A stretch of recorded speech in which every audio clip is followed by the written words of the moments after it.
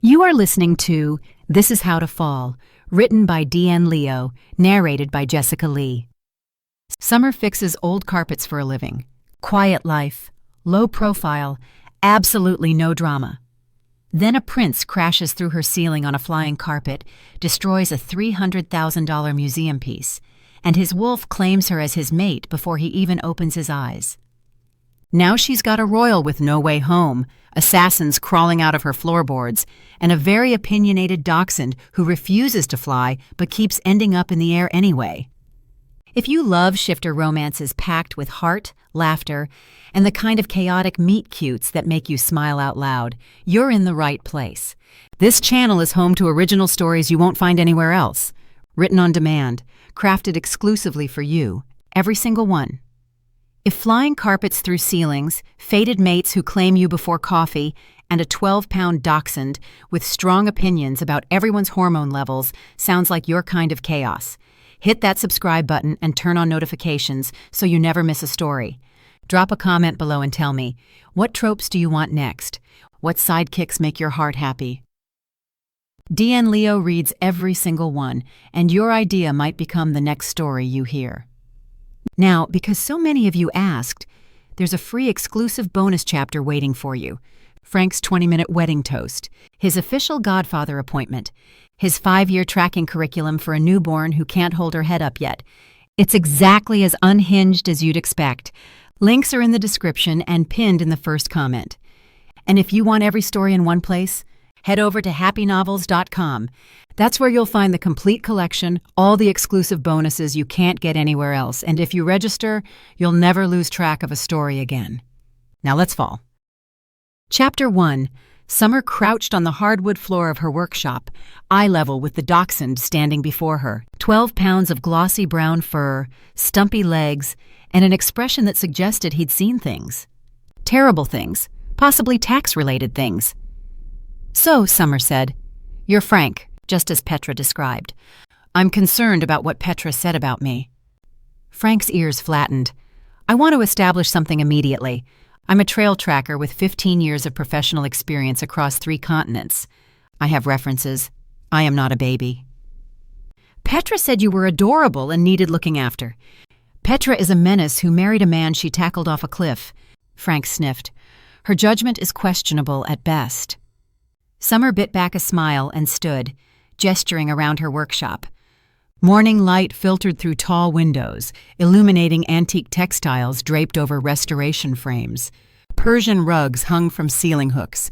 Her work table dominated the center. Curved needles, specialized dyes, magnifying equipment scattered across its surface. "I restore antique carpets and textiles. That silk piece is a 19th century Tabriz for a museum. The one in the corner is Petra and Finn's family heirloom.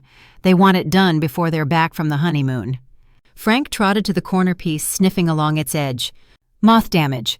Previous repair work. Amateur job. 1980s. "You can smell the decade?"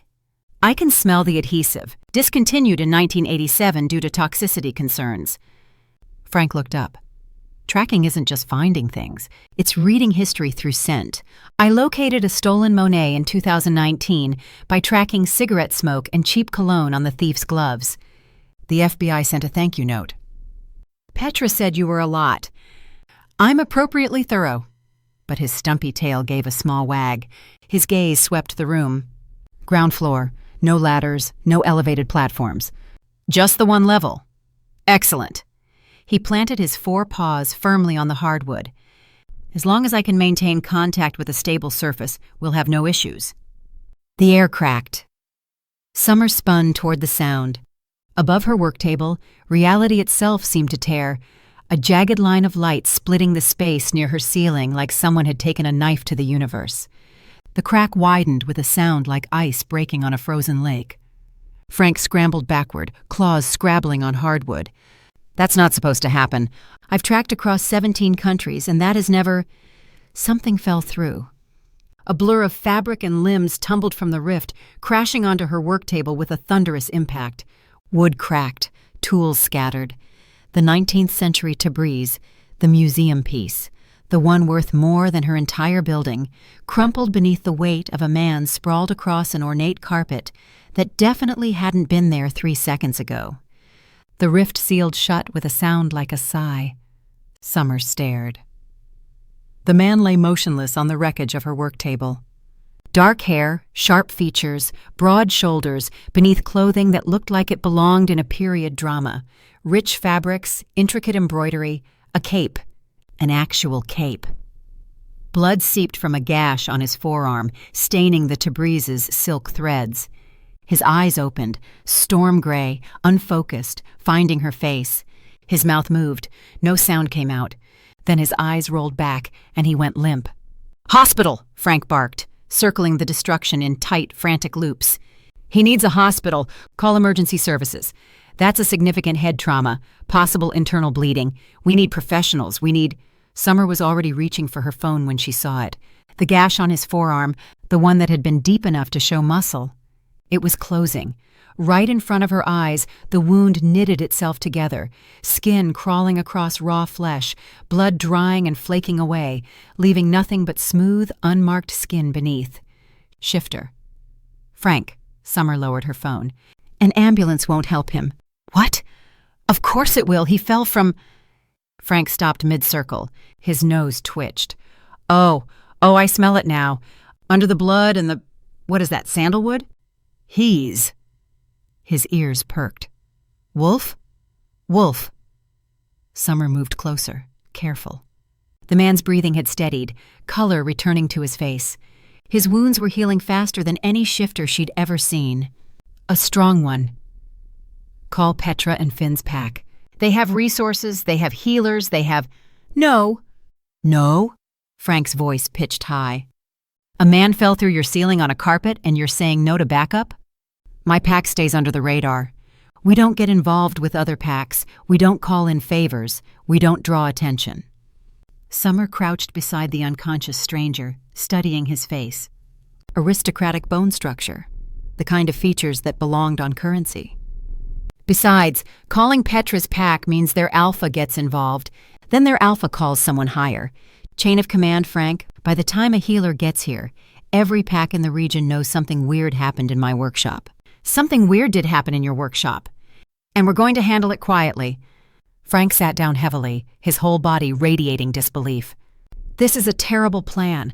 I want it on record that I think this is a terrible plan." The man on the table groaned. Summer stepped back. Frank positioned himself at her ankle, protective, despite being roughly the size of a loaf of bread. Gray eyes opened again. This time, they focused. The stranger sat up slowly, taking in his surroundings with the calm assessment of someone who woke up in strange places regularly. His gaze moved across the ruined work table, the scattered tools, the destroyed Tabriz, and finally landed on Summer. Something flickered in his expression. His nostrils flared. Then he blinked, and it was gone, replaced by imperious composure. "I require assistance." His voice was deep, accented in a way Summer couldn't place. "I am Alexandrios Konstantinos Valerius Thorn Ravencrest, Crown Prince of the Silvermark Dominion, first son of the Moonfire Throne, blessed of the Eternal Mother, rightful heir to the Seven Peaks and guardian of the Veil Between Worlds." He paused, clearly expecting a reaction. Summer waited. When no more titles came, she raised an eyebrow. "That it? No honorary degrees?" The prince blinked. "I'm Summer Smith," she said. "Daughter of whoever my mom hooked up with in '94, first in line to this carpet restoration business, blessed by the city health inspector last March, rightful heir to about $40,000 in small business establishment loans." The prince stared at her. Frank cleared his throat. "Franklin Theodore Pemberton III, Senior Trail Tracker, certified by the International Scent Analysis Board, recipient of the Golden Nose Award 2019, and currently on vacation, which I am deeply regretting." Alexandrios Konstantinos. Whatever looked between them, something shifting behind his eyes. "The small hound speaks." "The small hound has a name," Frank said, "which I just told you. Do they not have listening skills in the Silvermark Dominion?" "Frank," Summer warned. "What?" "He started it with the 17 titles." The prince's mouth twitched. "I have not encountered a speaking familiar outside the royal courts. How did you come by such a creature?" He's not my creature, he's my guest. Summer crossed her arms, then glanced at the ornate carpet crumpled beneath him. Even damaged, it was stunning, deep crimson silk with gold thread woven in patterns that seemed to shift when she wasn't looking directly at them. Tears and scorch marks marred its surface, but the craftsmanship was unmistakable. Now, you came here with a rug. I did not intend. It appears to have been ripped and torn. Summer tilted her head. Which means you're in the right place, because that's exactly the service I provide. Just so you know for next time, though, normal customers use the front door. The ceiling entrance is a bit dramatic. Alex looked up at the ceiling, then back at her. I did not intend to be here. He looked down at the rug beneath him, running his fingers along a scorched edge. This carpet is damaged. That might explain the fall. His brow furrowed, something clouding his expression. I was on my way back from court. Then a shadow attacked me in the garden. I don't recall returning to the flying carpet. Flying carpet, Frank repeated. His voice had gone very flat.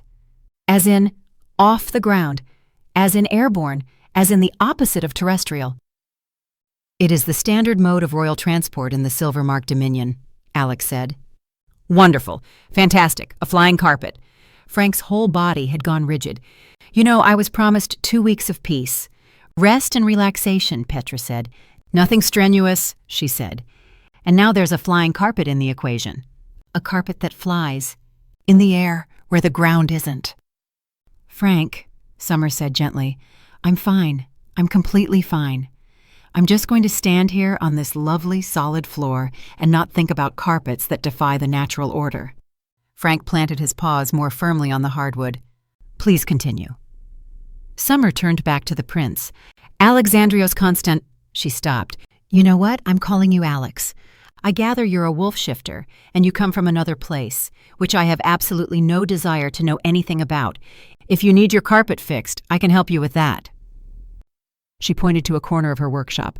Leave it there. I'll write you a receipt. You can pick it up in, say, 3 weeks. Alex looked at his ruined rug, then nodded slowly. I do indeed need this repaired to return home. There's a rental car place 2 blocks down, Frank offered, his voice still slightly strained. Or if you need to fly, there's the airport. Planes. Very safe. Enclosed cabins. Flight attendants who bring you tiny pretzels. Before Alex could answer, the air cracked again. This time, Summer saw it clearly. The rift tearing open near her ceiling, jagged edges of reality peeling apart. A figure dropped through with predatory grace, landing in a crouch on her workshop floor. Not a clumsy fall, a deliberate entrance. The newcomer was pale, too pale, gaunt features, dark eyes that reflected no light, and a smile that showed too many teeth. You're difficult to track, Your Highness, the creature hissed. Alex moved. 1 second he was sitting on the ruined table. The next he was on his feet, grabbing a broken piece of chair leg, splintered wood, sharp point, and driving it through the creature's chest with a motion so fluid it looked choreographed. The pale figure gasped, black veins spreading from the wound across gray skin. Silvermark sends its regards, Alex said calmly, and twisted the makeshift stake. The creature dissolved. No blood, no body, just a sizzling hiss as it collapsed into something wet and dark that evaporated before it hit the floor. A faint smell of sulfur, and then nothing. Gone. Alex dropped the chair leg. He wasn't even breathing hard. Summer and Frank stood frozen. So, Frank said finally, that was a vampire. Mercenary, Alex corrected. A vampire mercenary, Frank repeated. Which you killed with furniture. The wood was adequately sharp. You killed a vampire mercenary with my chair, Summer said slowly. In my workshop, after falling through my ceiling, onto my museum rug. Alex opened his mouth to respond, then closed it. Something shifted in his expression. Uncertainty, for the first time since he'd woken up. He looked at her with an intensity that made her want to step back.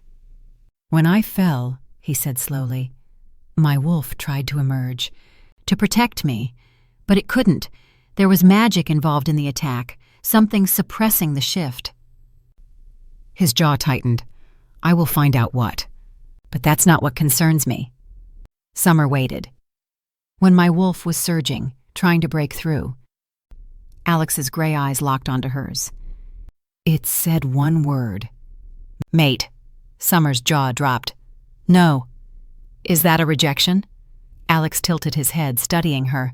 I can't sense anything from your wolf, but I'm guessing mine has just been through the trauma of the fall, so it might not be sensitive. No, as in, I'm not available. Not now. Summer took a deliberate step back. You can't sense me because I'm on suppressants, for a reason. A very important reason that I am absolutely not going to disclose to a prince who fell through my ceiling 5 minutes ago. He nodded slowly. I can wait.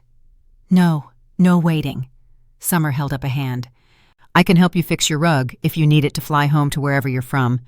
But you need to get out of here. This is my workspace. And the mate thing? Consider it unheard. That's not how it works. It is now my shop, my life, my rules. She pointed at the crumpled carpet. Regarding your carpet, I can only fix the carpet functionality. Make it a carpet again. The flying capacity you're claiming, that's beyond my skill set. The air above them shimmered, not cracking, not tearing, just shimmering, waiting. Frank's ears went flat. Please tell me that's not another one. Summer looked at the shimmer, looked at the prince with his ridiculous name and his vampire-killing reflexes, looked at her destroyed workshop, her ruined Tabriz, her formerly peaceful Tuesday morning. How many more of them are coming? She asked. Alex's jaw tightened. I don't know. The shimmer pulsed. Chapter 2. Alex watched the shimmer above the ceiling pulse, once, twice, then settle into stillness like a pond after a stone's ripples faded. Nothing. No crack, no tear, no portal. His way home had just sealed itself shut. Well, the small hound said from somewhere near his ankle, that's not ideal. Alex's wolf paced inside him, agitated and confused. The bond, the mate bond that had roared to life when he'd first seen Summer, pulled at him like a physical ache. She stood across the workshop, arms crossed, radiating the kind of hostility usually reserved for invading armies. Summer. What a fitting name for a woman who looked at him like he was a particularly irritating cloud blocking her sunshine. His wolf wanted to cross the room, pull her close, bury his face in her hair and breathe her in. His wolf was an idiot. She'd made her position abundantly clear. Consider it unheard. He'd never been rejected before. He wasn't sure he liked it. Your portal's gone, Summer said, which means you're stuck here until that carpet's fixed, assuming it even works after I repair it. The magic is woven into the fibers, Alex said. If the physical structure is restored, the enchantment should. Summer cut him off. Should is doing a lot of heavy lifting in that sentence. Alex inclined his head. She wasn't wrong. He needed time to understand what had happened. The attack in the garden, the magic that had suppressed his shift, the mercenaries tracking him across realms. Someone at court had betrayed him. Someone powerful enough to hire vampire assassins and disable royal protections. Fixing the carpet might not be enough to get him home safely. You're thinking very loudly, Summer said. Your face does this thing. What thing? Brooding.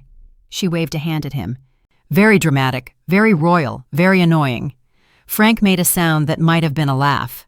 Alex straightened to his full height, drawing on centuries of aristocratic bearing. I am the Crown Prince of the Silvermark Dominion. I do not brood. I contemplate matters of state with appropriate gravitas. Right. Summer looked spectacularly unimpressed. Here's the thing. Your appropriate gravitas. If you're going to survive more than 2 seconds in this realm, you need to adjust your vocabulary. My vocabulary is impeccable. Your vocabulary sounds like you swallowed a dictionary from 1847, and it's still trying to climb back out. She pointed at his chest. No one here says I require assistance. They say I need help. No one says I shall endeavor to. They say I'll try. And absolutely no one introduces themselves with 17 titles, unless they're being arrested for fraud. I have legitimate claim to all those titles. Great, pick one. For this realm, you're Alex. Just Alex. A guy named Alex who fell through my ceiling and needs a place to crash. She paused. Do you know what crash means in this context? To collide with a surface at velocity. To sleep somewhere temporarily. Frank nodded sagely. It's slang. This realm has a lot of it. I recommend taking notes. Alex filed this information away. Crash meant sleep. What other words meant things they didn't say? Summer was looking at his clothing now. The embroidered coat, the silk shirt, the cape that probably cost more than her entire building.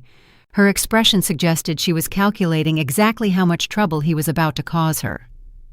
"That outfit needs to go," she said. This was tailored by the royal seamstresses of, "It looks like you're auditioning for a Shakespeare festival." Summer grabbed her bag from a hook by the door. "Or like you're one of those guys who stands outside theaters in Times Square charging tourists $20 for photos." "I don't understand that reference." "Exactly my point." She pulled out a small rectangular device, her phone, he remembered from when she'd nearly called for medical assistance. "I'm going to buy you normal clothes. Something that doesn't scream, 'I'm either very rich or very confused.' I am wealthy enough, and currently very stuck in my workshop with vampire mercenaries hunting you." Summer fixed him with a look. "The goal is to not attract attention. Can your royal ego handle being ordinary for a few days?" Ordinary. The word landed strangely. In his realm, he'd never been ordinary a day in his life. "I shall endeavor," he caught himself. "I'll try." Progress. Summer headed for the door, then paused. "Frank, babysit. I'm a trail tracker, not a nanny. Consider it professional development." She looked back at Alex. "Don't touch anything. Don't break anything. Don't introduce yourself to anyone who might wander in. Frank will teach you the basics." "What basics?" But she was already gone, the door swinging shut behind her. Alex stood in the destroyed workshop, surrounded by scattered tools and ruined textiles, wearing clothing from another realm, being judged by a 12-pound dog. His wolf whined. "So," Frank said, trotting toward a small cushion near the window and settling onto it with practiced dignity. "You're a crown prince from a magical realm where carpets fly and vampires are hired as mercenaries." "That is accurate." "And your wolf decided my temporary caretaker is your fated mate." "Also accurate." "And she rejected you, put you on suppressant notice, and left you in my supervision while she buys you clothing from—" Frank paused. "Actually, I don't know where she's shopping. Probably somewhere sensible. She seems sensible, much more sensible than you." Alex decided not to dignify that with a response. "Right." Frank hopped off his cushion. Lesson 1. Technology. That device Summer was holding is called a phone. It does approximately 900 things, but the main ones you need to know are calling, texting, and not throwing it against a wall when it makes unexpected noises. I'm familiar with communication. Are you familiar with ones that don't require magic, carrier pigeons, or dramatic proclamations? Alex was not, in fact, familiar with those. For the next 20 minutes, Frank walked him through the basics. The phone was simultaneously simpler and more complicated than anything in his realm. No enchantments required, but also no intuitive magical interface. Just glass and buttons and something called Wi-Fi that Frank described as invisible magic for people who don't believe in magic. Alex was attempting to understand the concept of apps when the workshop door opened. A woman walked in, middle-aged, wearing what appeared to be athletic clothing, carrying a rolled textile under her arm. "Hello?" she called out. "Summer? I'm here to drop off the Qashqai runner." Frank's ears perked. He shot Alex a meaningful look. "This is a customer," Frank whispered. "Say hello, take her name, tell her Summer will contact her about the order." Alex stepped forward, drawing himself up to his full height. "Greetings," he said. "I am—" Frank coughed loudly. "Alex." The name felt strange in his mouth. Incomplete. "Summer is not presently available. Might I take your name so that she may contact you regarding your order?" The woman blinked at him. "You're new." "I am. Temporarily assisting." "Huh." She looked him up and down, the embroidered coat, the cape, the boots that probably cost more than her car. "You do Renaissance fairs or something?" Alex glanced at Frank. "He does," Frank said smoothly. "Very committed to the aesthetic. Method acting." "Cool." The woman seemed to accept this, without further question. "I'm Barbara. Tell Summer the runner has some water damage near the fringe, but I think it's salvageable. She has my number." "Barbara," Alex repeated. "Water damage, fringe. Summer has your number." He paused. Number of what? Barbara stared at him. Phone number, Frank interjected. He's very method. Sometimes he forgets modern technology exists. Right. Barbara set the rolled carpet near the door. Tell Summer I said hi. And maybe get your friend some normal clothes? He's going to get heat stroke in that cape. She left. Alex exhaled. That was adequate, Frank said. A solid C+. We'll work on the number of what situation. Before Alex could respond, Frank's phone, apparently the small hound had his own device, tucked into a tiny vest pocket Alex hadn't noticed, began making noise. It's Summer, Frank said. FaceTime. That means video calling. You'll be able to see her, and she'll be able to see you. Try not to look like you've never seen technology before. Frank tapped the screen with his nose, and suddenly Summer's face appeared on the device, slightly distorted by the angle. Frank, prop the phone up, she said. I can only see ceiling. Frank nudged the phone against a book on the work table. The image stabilized, showing Summer standing in what appeared to be a store filled with clothing racks. Okay. She turned the phone's camera to face outward, showing a rack of shirts. Basic options: blue, gray, black, or white. Alex leaned closer to the tiny screen. Is there nothing with embroidery? Perhaps some gold threading? Black it is. Summer grabbed a shirt without waiting for his input. I did not select black. You picked gold threading. That tells me your judgment isn't ready for this responsibility. She moved to another rack. Pants. What's your waist size? Alex stared at her blankly. You don't know your waist size. The royal tailors handle such measurements. Summer closed her eyes for a moment. When she opened them, her expression had achieved new heights of exhausted patience. Stand up straight, she said. Frank, can you get a visual on his proportions? Frank studied Alex with unsettling intensity. 32 waist, 34 inseam, based on standard dachshund to human conversion metrics I developed during my tracking years. That's oddly specific. I'm a professional. Summer grabbed a pair of dark trousers. These'll work. Shoes? My boots are perfectly... Your boots have buckles, Alex. Decorative buckles. In this realm, that's a statement. What statement? That you either work at a themed restaurant or you're about to challenge someone to a duel. She held up a pair of simple leather shoes. These. Final answer. The next 10 minutes involved Summer holding up various items, while Alex learned that hoodie was not an insult. Sneakers were shoes designed for quiet movement, and joggers were pants for running, despite looking nothing like proper athletic wear. Why is nothing named accurately in this realm? Alex demanded. We're sophisticated, Summer said. Frank snorted. There. Summer's face reappeared on the screen. I've got enough to make you look like a normal person. Try not to destroy anything else before I get back. I have destroyed nothing. Good. She reached toward the screen. 20 minutes. Don't... The image vanished. Alex stared at the dark phone. She disconnected, Frank explained. It's normal. It just means... Cold terror slammed through Alex's chest. His wolf surged forward, snarling, clawing at his insides with sudden, desperate fury. The mate bond, weak, tenuous, technically unacknowledged, screamed. Fear. Not his. Hers. Summer was afraid. Something's wrong. Alex was moving before he finished speaking, heading for the door. Something's attacking her. What? Frank scrambled after him. How do you know? The call just ended. She was fine. She was shopping. I can feel it. Alex's wolf howled inside him, the sound echoing through his bones. Protect. Protect. Protect. The bond. She's in danger. You said she rejected the bond. She did. Alex yanked the door open. Apparently my wolf doesn't care about her preferences. He scanned the street outside, unfamiliar buildings, strange vehicles, humans everywhere. He had no idea where she was, no idea how to find her. Frank? He turned to the dachshund. You're a tracker. Where is she? Frank's nose was already working, sniffing the air.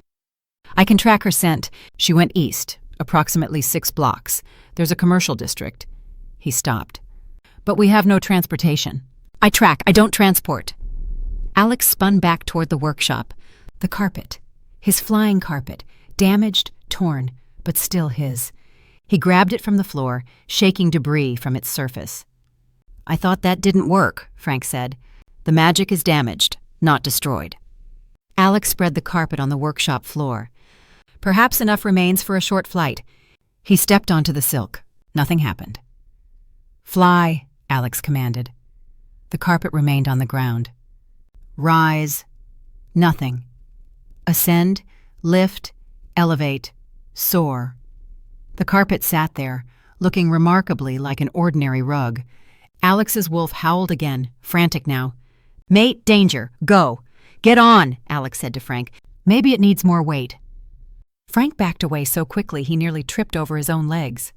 "Absolutely not. Under no circumstances. I don't do heights. I don't do flying. I don't do anything that removes my paws from solid ground." "She's in danger!" "Then we'll run. We'll call for help. We'll do literally anything except get on a flying carpet." Frank's voice had gone shrill. "I'm a trail tracker, not a bird." The carpet remained motionless. Alex's wolf clawed at his chest, howling. "Mate, mate in danger. Mate needs us." He couldn't fly. The carpet was useless. He couldn't track. He didn't know this realm. And somewhere out there, Summer was terrified. Chapter 3. The tackle came out of nowhere. 1 second, Summer was walking through Riverside Park, shopping bags in hand, phone tucked between her shoulder and ear as she ended the call with Frank. The next second, something massive slammed into her from behind and sent her sprawling across the grass. Her phone skittered away. The shopping bags, Alex's carefully selected ordinary person clothes, scattered across the path.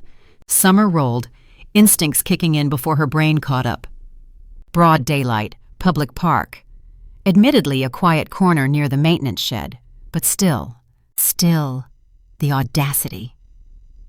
A man loomed over her. Big, really big. The kind of big that came from either dedicated gym time or supernatural genetics. His nostrils flared as he studied her, and she caught the faint shimmer of gold in his eyes. Wolf shifter, in human form, not shifting. "Come with me quietly," he said, "and you won't get hurt." Summer's wolf surged against the suppressants, snarling. The drugs held firm, they always did, but the anger leaked through anyway, hot and sharp. "I'm sorry," Summer said, not moving from her crouch. "Did you rehearse that line? Because it needs work." The man's jaw tightened. "I'm not playing games. You have something my employer wants." "I have shopping bags and a cracked phone screen, thanks to you." "The energy signature." He took a step closer. "From your workshop. My employer felt it across 3 territories. Wolf and something else, something old. You're going to tell me what it was." Oh, the vampire attack. Alex crashing through her ceiling, his mate bond declaration, the portal tearing open and sealing shut. All of that supernatural chaos, exploding outward like a beacon from her carefully hidden workshop. She'd spent years being invisible, years keeping her pack under the radar, years making sure no one had any reason to look twice at Summer Smith, textile restorer, definitely not interesting at all. And one ridiculous prince with a flying carpet had undone all of it in 15 minutes. "I don't know what you're talking about," Summer said. "Lying." The wolf took another step. "I can smell it on you. Come quietly. Last warning." Summer calculated her options. He was bigger, easily 6'4", 220. But he wasn't shifting, which meant he either couldn't or wouldn't in public. The suppressants meant she couldn't shift either, not fully. But claws were a different story. She let them extend, just slightly, just enough. The familiar ache of bone reshaping, the pressure of keratin pushing through her fingertips. The wolf saw her move and lunged. Summer ducked under his grab, pivoted, and raked her claws across his ribs in one smooth motion. He howled. Not a wolf howl. A human sound of shock and pain as 4 parallel lines of red bloomed through his shirt. "What the?" He stared at the blood on his fingers. "You're on suppressants. I can smell them." "Great. Now I'll introduce you to my fists." Summer settled into a fighting stance, claws out, weight balanced, and my super-sharp fingernails, you may call them claws. His eyes went full gold, his fangs dropped. Long, curved, definitely not staying in human form fangs. "Now you've made me angry," he growled. "Funny." Summer flexed her claws. I was just thinking the same thing. He came at her fast, faster than a human, slower than a full shift would allow. Summer dodged the first swipe, blocked the second with her forearm, and drove her knee into his solar plexus hard enough to fold him in half. He grabbed her ankle as he went down, yanking her off balance. They hit the grass in a tangle of limbs. He was stronger. She was faster. He had reach. She had fury. Summer got her claws into his shoulder. He roared and threw her off. She rolled, came up in a crouch, breathing hard. Blood dripped from a cut on her cheek. His claws had caught her somewhere in the scuffle. Her ribs ached where he'd landed a solid hit. The wolf circled her, bleeding from half a dozen wounds but not slowing down. "You're good," he admitted. "Better than I expected, but you can't win this." "Maybe not." Summer spat blood onto the grass. "But I can make you work for it." He lunged. A blur of motion intercepted him mid-air. The wolf went flying, actually flying, a good 15 feet, and crashed into a park bench hard enough to splinter the wood. He tried to rise, but a boot pressed down on his throat, pinning him to the ground. "Stay down," Winter said calmly. Summer exhaled. Winter stood over the fallen wolf like he'd been there the whole time. Tall, lean, with the kind of cold precision that made people cross the street to avoid him. His dark hair was pulled back, his expression utterly blank, and his claws were fully extended and pressed against the wolf's carotid artery. "Winter," Summer said. "Good timing." "I was in the area." Winter didn't take his eyes off the pinned wolf. "Heard the commotion. Figured you might need backup." "I had it handled." "You were about to shift in a public park in broad daylight." "I was about to consider shifting." "There's a difference." The wolf under Winter's boot wheezed. "There's more coming. You can't stop." Winter increased the pressure. The wolf shut up. "How did you find her?" Winter asked. "I told you. The energy signature from—" "Specifically. How did you personally locate her from that signature?" The wolf's gold eyes darted between Winter and Summer. "My employer has trackers. We followed the residual magic to the workshop, then tracked her scent from there." "Who's your employer?" "I don't know. We get orders through intermediaries." Winter studied him for a long moment. Then he leaned down, bringing his face close to the wolf's. "You're going to leave," Winter said. "You're going to tell no one about this fight. You're going to forget you ever saw her, ever scented her, ever heard her name. If I find out you've spoken a single word about what happened here—" His claws pressed just hard enough to draw a thin line of blood. "I understand," the wolf gasped. "I swear, nothing. I'll say nothing." Winter held him for one more heartbeat. Then he stepped back. The wolf scrambled to his feet and ran. Not walked, not jogged. Full sprint, disappearing around the maintenance shed and out of sight. Summer finally let herself breathe. "You okay?" Winter asked, still not looking at her. He was scanning the tree line, checking for additional threats. "Peachy." Summer wiped blood from her cheek. "Just got tackled in broad daylight by a stranger because some idiot prince crashed through my ceiling on a magic carpet and lit up my workshop like a supernatural Christmas tree." "Prince? Long story. I have time." Running footsteps interrupted them. Summer turned to see Alex sprinting across the park. Actually sprinting, full speed, royal coat flapping behind him. He'd lost the cape somewhere. Frank ran beside him, little dachshund legs churning at maximum velocity. They looked ridiculous. Genuinely, objectively ridiculous. Alex spotted her, and something in his expression cracked open, relief, fierce and raw, before he locked it down behind princely composure. "You're injured," he said, slightly breathless. He reached for her face, fingers hovering near the cut on her cheek. "I felt, through the bond, you were afraid. I wasn't afraid." Summer stepped back from his almost touch. "I was annoyed. There's a difference." "I tracked her," Frank announced, chest heaving. 6 blocks in 4 minutes, personal record. Someone write that down. Winter looked at Alex. Winter looked at the capeless royal coat. Winter looked at Frank. "Who are you?" Winter asked. "Alexandrios Konstantinos Valerius Thorn Ravencrest," Alex said, straightening to his full height. "Crown Prince of the Silvermark Dominion, first son of the Moonfire Throne, blessed of the—" He's Alex, Summer cut in. He brought the trouble, Winter said flatly. Yes, Summer sighed. And the talking dog? Frank, professional trail tracker, Frank muttered. Winter's expression didn't change. Pack meat, now. He turned and walked away without waiting for a response. Summer grabbed her scattered shopping bags, her cracked phone, and what remained of her dignity. Alex fell into step beside her, radiating guilt and something else, something that felt protective and possessive and entirely inappropriate given that she'd explicitly told him the mate thing wasn't happening. I apologize, Alex said quietly to Summer. This is my fault. Yes, it is. If I could undo— You can't. Summer shoved a shopping bag into his arms. So carry these, and try not to introduce yourself to anyone else with 17 titles. Frank trotted at their heels. Where are we going? Sanctuary, Summer said. My pack's meeting place. Will there be snacks? Jerkies? Frank, it's a legitimate question. I burned a lot of calories on that run. The sanctuary wasn't much to look at from the outside. A converted warehouse on the industrial edge of the neighborhood, sandwiched between a plumbing supply company and a place that sold discount mattresses. But inside, past the reinforced doors and the subtle scent markers that said pack territory, keep out, it opened into a warm, sprawling space. Exposed brick, comfortable furniture, a kitchen that always smelled like someone had been baking. This was where Summer's pack had built their hidden life. 5 wolves pretending to be human, staying small, staying quiet, staying safe. Until today. Winter was already there, leaning against the far wall with his arms crossed. The others arrived within minutes, summoned by the group text Summer had sent on the walk over.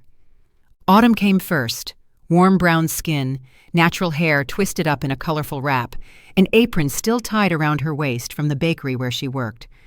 She took one look at Summer's bloody cheek and started fussing. Sit down, let me see that. What happened? Who do I need to poison? I'm fine, Autumn. You're bleeding. It's a scratch. Spring arrived next, bursting through the door with the energy of someone who'd run the whole way. Bright red hair, freckles, combat boots that didn't match her floaty sundress. She spotted Alex and stopped dead. Oh, she said. Oh, he's pretty. Spring, Winter warned. What? I have eyes. She circled Alex like he was an interesting museum exhibit. Very pretty. Great bone structure. Excellent brooding energy. Is he single? He's a problem, Winter said. Those aren't mutually exclusive.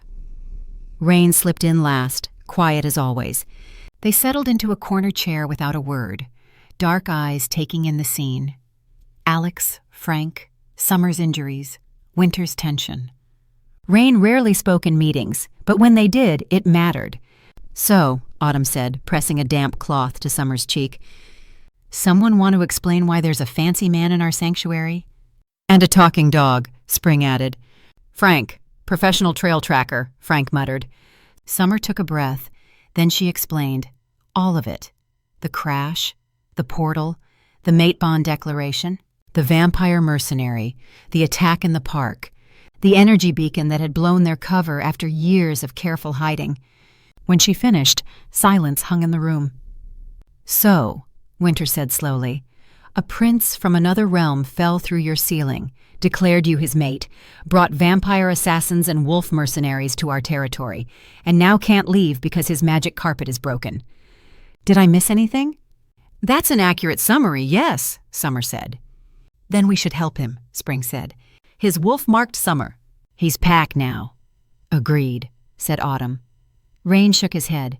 She hasn't acknowledged the bond. She has not rejected me either, Alex cut in before Rain could draw that conclusion. Rain stood, looking Alex in the eyes.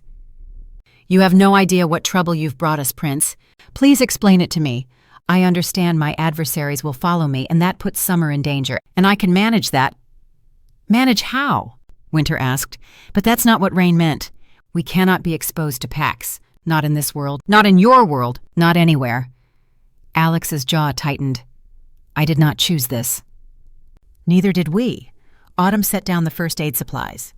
What are our options? We hand him over, Winter said. Let whoever's hunting him deal with him. He's not our problem. Autumn shook her head. But is that our way, though? Pack or not? Summer claiming him back or not? Can we really let him hang out to dry while he came to us in distress? That's not what makes us. He didn't come to us in distress. He didn't choose to come here. He said so himself, Winter said. Spring crossed her arms. But we know now he's in trouble, needs help. His wolf called Summer mate. And you invited him to pack meeting, Winter. I didn't invite him. He just followed us, Winter said. Witness here, Frank interjected, raising a paw. Winter said pack meeting. Alex would have assumed he was invited. I assumed I was invited. He paused. Am I? Rain contemplated for a moment, then turned to Summer. Summer, will you accept his mate claim? That's an unfair question, Rain. Summer stood, meeting his gaze. The five of us, what we stand for, that has nothing to do with my choice of a mate or whether he's pack. If a shifter is in need and asks for our help, we help. It's the old way. It's our way, remember? Autumn nodded slowly. Summer's right. If we don't follow our own rules, then we don't exist. So let's do this the old way. She looked at Alex. Has he asked for our help? Yes, he did, Frank said. That was the first thing he said when he woke up, even before his 17 titles. He raised a paw solemnly. I swear to speak the truth, and nothing else but the truth. All right, Spring said. So we vote, yay or nay, to helping Alex return to his home. I vote yes. Yes, Autumn said. No, Rain said quietly. No, Winter said. All eyes turned to Summer, including Alex's. Heat crept up her face. She didn't need to think much. Her heart had already said yes, and she had no idea why. I vote yes, Summer said. Winter nodded slowly. That's a yes from us. We will help you, Alex. He pushed off from the wall. What do you need to go home exactly, apart from having your flying carpet fixed? Alex straightened, falling into what was clearly a formal stance. The circumstances of my departure from the Silvermark Dominion remain shrouded in uncertainty. The magical assault that precipitated my arrival in this realm suggests machinations at the highest levels of court intrigue. To ensure safe passage homeward, I must first ascertain the nature and origin of— He has no clue, Summer translated, and he needs time to figure it out. Alex's mouth opened, closed. That is, an adequate summary. Spring leaned forward. Will there be a lot of hunters going after him? For that, Alex gave a straight answer. His gray eyes swept across the room, taking in each member of Summer's pack. Yes, he said, there will be legion. Chapter 4. The workshop was quiet, except for the soft sound of Summer's needle pulling through silk. She'd been working for hours, hunched over Alex's carpet under the glow of her industrial lamp. The damage was extensive. Tears, scorch marks, sections where the weave had completely unraveled, but the underlying structure was solid. Whoever had made this carpet knew what they were doing. Alex sat on what remained of her work table, watching her work. Frank had claimed the good cushion and was conducting what he called perimeter scent analysis, which mostly involved sniffing the air every few minutes and announcing "still clear" in an official tone. Outside, the rest of her pack held position. Winter on the north approach, autumn and spring covering south, rain on the roof. 4 wolves guarding 1 carpet restorer, 1 displaced prince, and 1 very professional dachshund. The weave is remarkable, Alex said, breaking the silence. In my realm, only the royal weavers possess such skill. Where did you learn? Summer tied off a knot. I don't know, honestly. I just grew up doing it. Some people are good with numbers, some with words. I'm good with threads. She shrugged. Always have been. No formal training? Nothing formal about my upbringing. She pulled another stitch through, reinforcing a tear along the carpet's edge. It's just something my hands know how to do. Alex was quiet for a moment. Your pack, the seasonal names, summer, winter, spring, autumn, rain, that's unusual. Summer's needle paused. It's complicated. I have time. You don't, actually. You have a carpet to fix and a realm to return to. She resumed stitching, not meeting his eyes. Some stories aren't worth telling to people who are leaving. Then you could accept my mate claim and come with me. She chuckled. Your Highness, you don't seem to take rejection well. You said you didn't reject me. You simply haven't accepted my claim yet. Alex, that's true, but only because the word rejection means more than just a no in our world. She finally looked up at him. You know that. He nodded slowly. The structural damage is actually less severe than I thought, she said, changing the subject. Another few nights like this and the floor exploded. Not cracked, not shifted, exploded, hardwood and concrete blasting upward as something tore through from below. The noise was deafening, a roar of splintering wood and shattering stone. Summer dove sideways, needle flying from her hand. 3 figures erupted from the hole, dark-clad, moving with supernatural speed. Not vampires this time, something else. They wore tactical gear and moved in formation, military precision despite emerging from the earth. Summer, down! Alex threw himself over her as one of the attackers fired something. Not a bullet, a net of crackling energy that missed them by inches. Frank scrambled behind a shelf, barking. They came from underground. There's nothing underground, I checked. Alex's body went rigid against hers. I know that technique, that magic. Your shadow vein mercenaries. The prince has a good memory. The lead attacker raised his hand, more energy crackling between his fingers. Makes this easier. Come quietly, Your Highness, and the female lives. Counter-proposal, Alex said, and shifted. Not fully, the magic suppressing him still held, but enough. Claws erupted from his fingers, his eyes blazed gold, and he launched himself at the nearest mercenary with a snarl that shook Summer's bones. The air in the workshop felt vacuum-sealed. Summer called for her pack, standing guard right outside, but her signal couldn't get through. Alex was right. It was magic, the subject she only knew from watching movies. She looked at Frank. The loyal trail tracker let out a subtle sound, as if he understood. He quietly headed toward the door to call for help. Alex took down 2 of the mercenaries, the third through the glowing net. It wrapped around Alex like a living thing, crackling strands tightening around his limbs, his torso, his throat. He roared, rage and pain and frustration, as the magic bound him. Alex! Summer lunged for him. A motorcycle engine roared from somewhere below. A rope attached to the net snapped taut, and Alex was yanked backward, dragged through the hole in her floor and into the darkness below. The sound of the engine faded, taking him with it. No! Summer was at the edge of the hole before she knew she'd moved, staring down into blackness, old brick walls, the smell of dust and rust and something ancient. A tunnel, wide enough for a vehicle, stretching into nothing. Before her human brain could perform a normal thought process, her body had already jumped into the dark hole. Thankfully, there was solid ground underneath. A small thud landed next to her. Frank, I thought you were calling for help. No time. I'm not letting you chase them on your own, and you'll lose sight of them in 2 seconds if you're not running now. She grabbed the dachshund in her arms and sprinted into the darkness, following the glimpse of the glowing net. The motorcycle engine was getting fainter. Every second she waited, Alex got further away. You're not going to make it at this speed, Frank said. Drop me, Summer. If I lose them, you can track. You can't have both me and the speed. Drop me and I'll do my best to follow you. My stubby legs can move fast. Not fast enough, she thought. I can have both, Frank.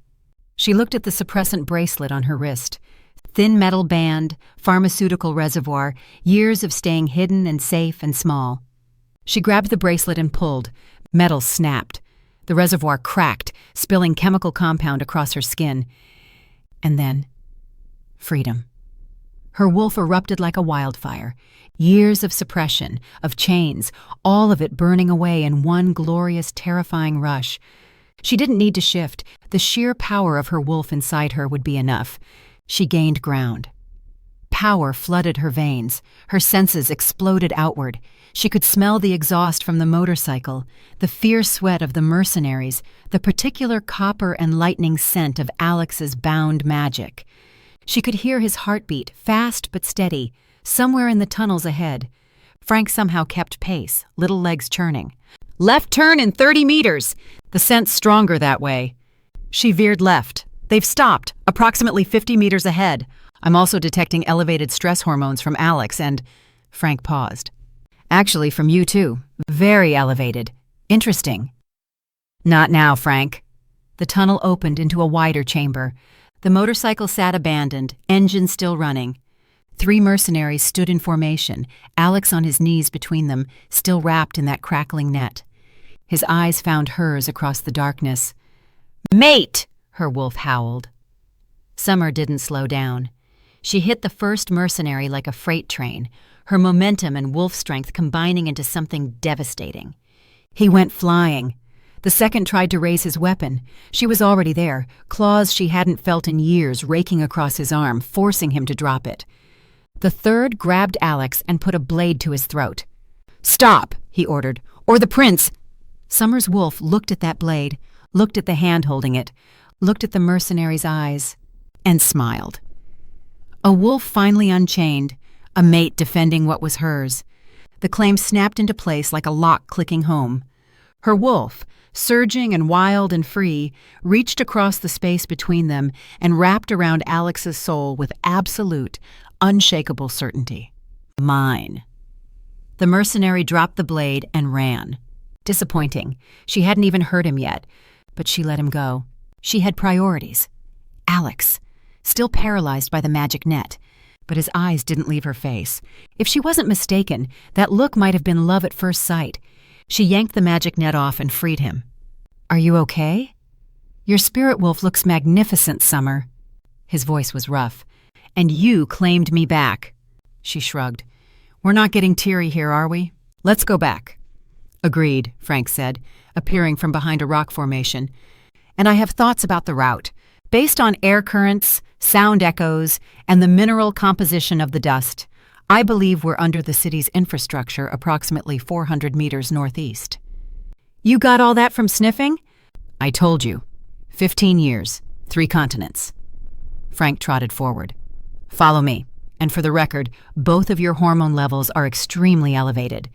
The biochemical signatures are consistent with fresh mate bonding. I'm just noting this professionally." Frank, noting it, moving on.